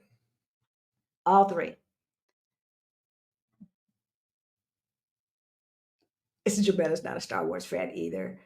Y'all get the point. And most great movies have a story, right? They all have that same story. They all have that same story. Even as an adult, Debbie says, there are still people trying to write the narrative for your life. Hello, erase them. This is your story. It's your story. This is your story. We're going to get back to the steps and then we're going to wrap this up at 2 hours and 16 minutes, but let's get to the end here. Jazzy D. Hey, Jazzy D. On the journey, you have to be willing, I think, to course correct. Yes, you have to be willing to course correct, right? So you have to course correct because as humans, we do as little as possible to get to the end result. If we did the whole thing, if we went balls out in the first place, we probably get there, but we never do that. We say, oh, all I have to do is, just save 10%. That's all I have to do. Or all I have to do is, right, just do this per day. Mm-hmm.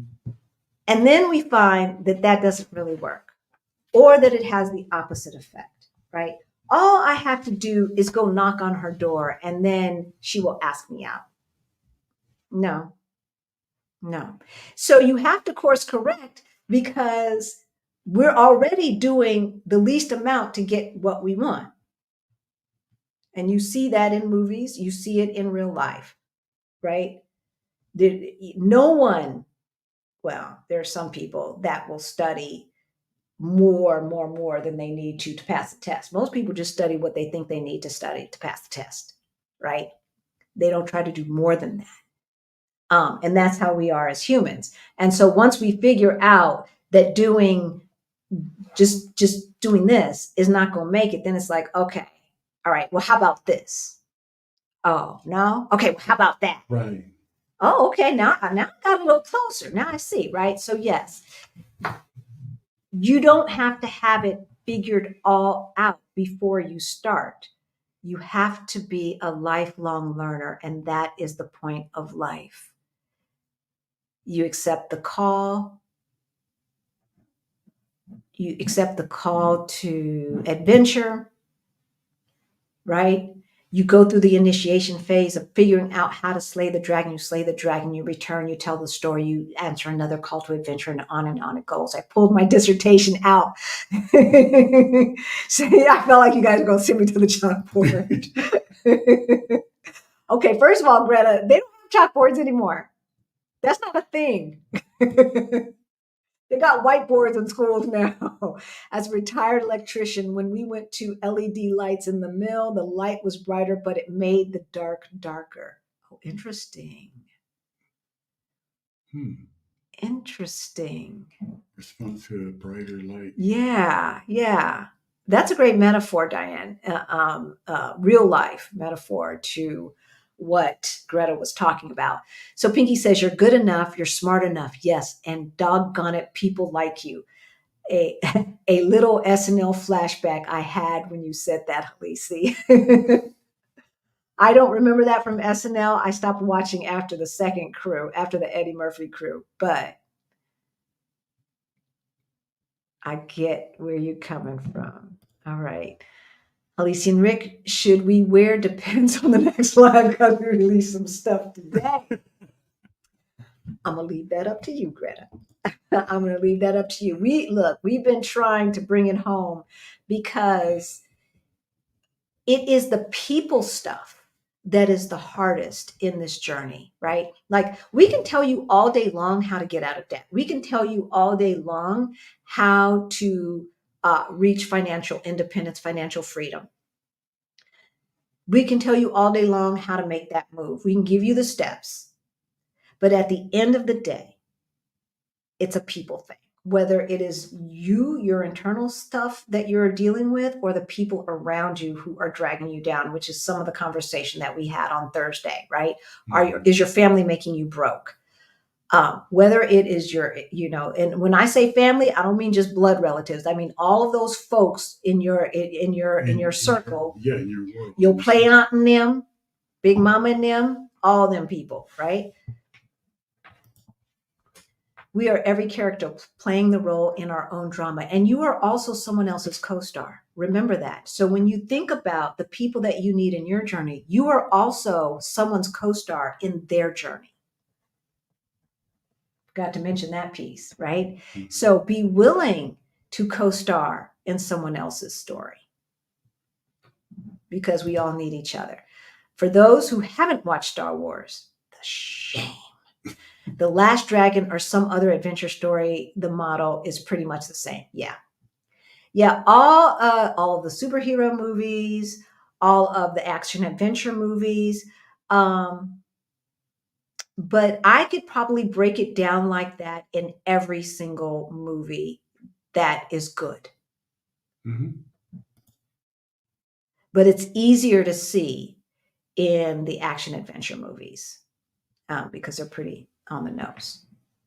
Deborah says, change is the law of life, and those who look only to the past or the present are certain to miss the future.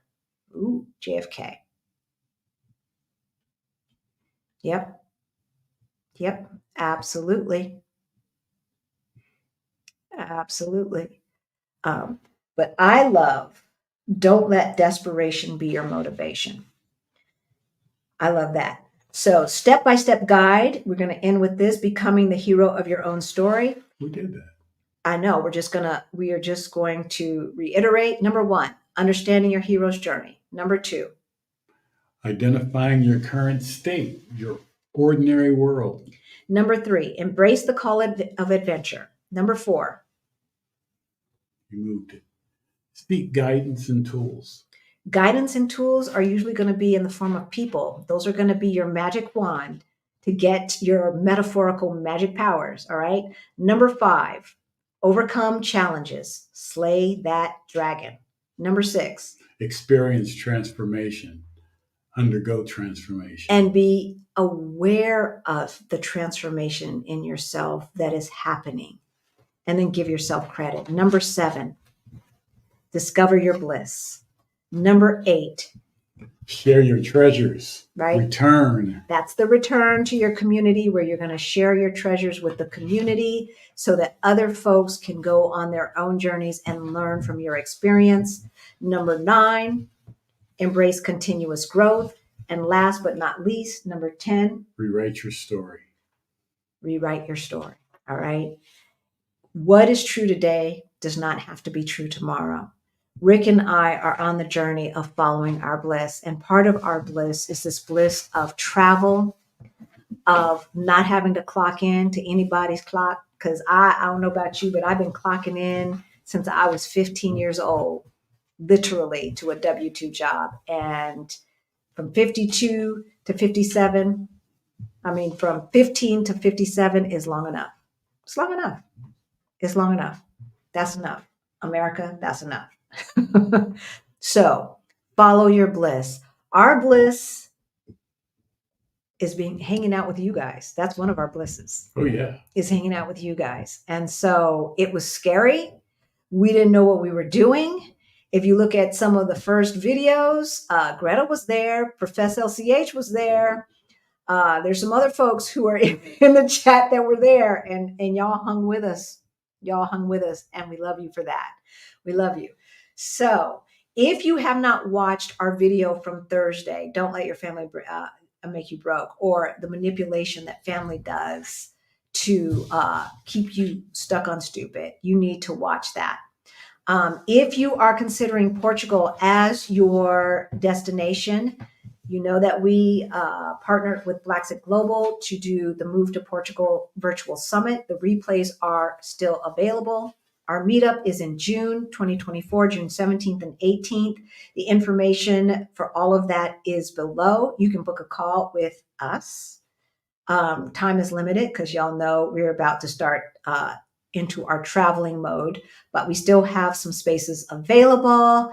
And of course, we have our financial independence course, Beyond the Bling, Money Mindset Makeover for Financial Independence. But first, if you're not part of our Fire Over 50 Facebook group and you are from the African diaspora, join up. Join. Come join. Join. Yes. If you're planning to move abroad and you're not on Facebook, you need to be on Facebook, y'all.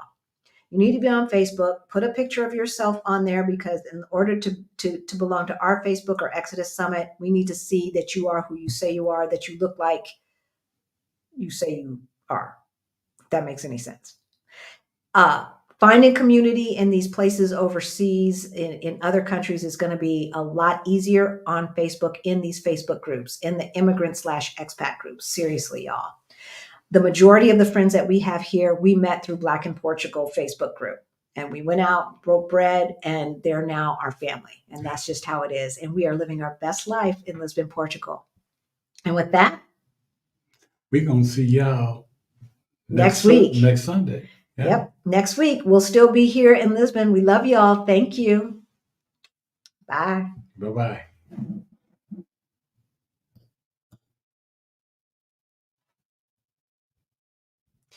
Release your life. The Kardashians. Really? Okay. All right. I'm going to let that go. I'm going to let that go. Release your life. I'm going to let that go. Love y'all. Bye.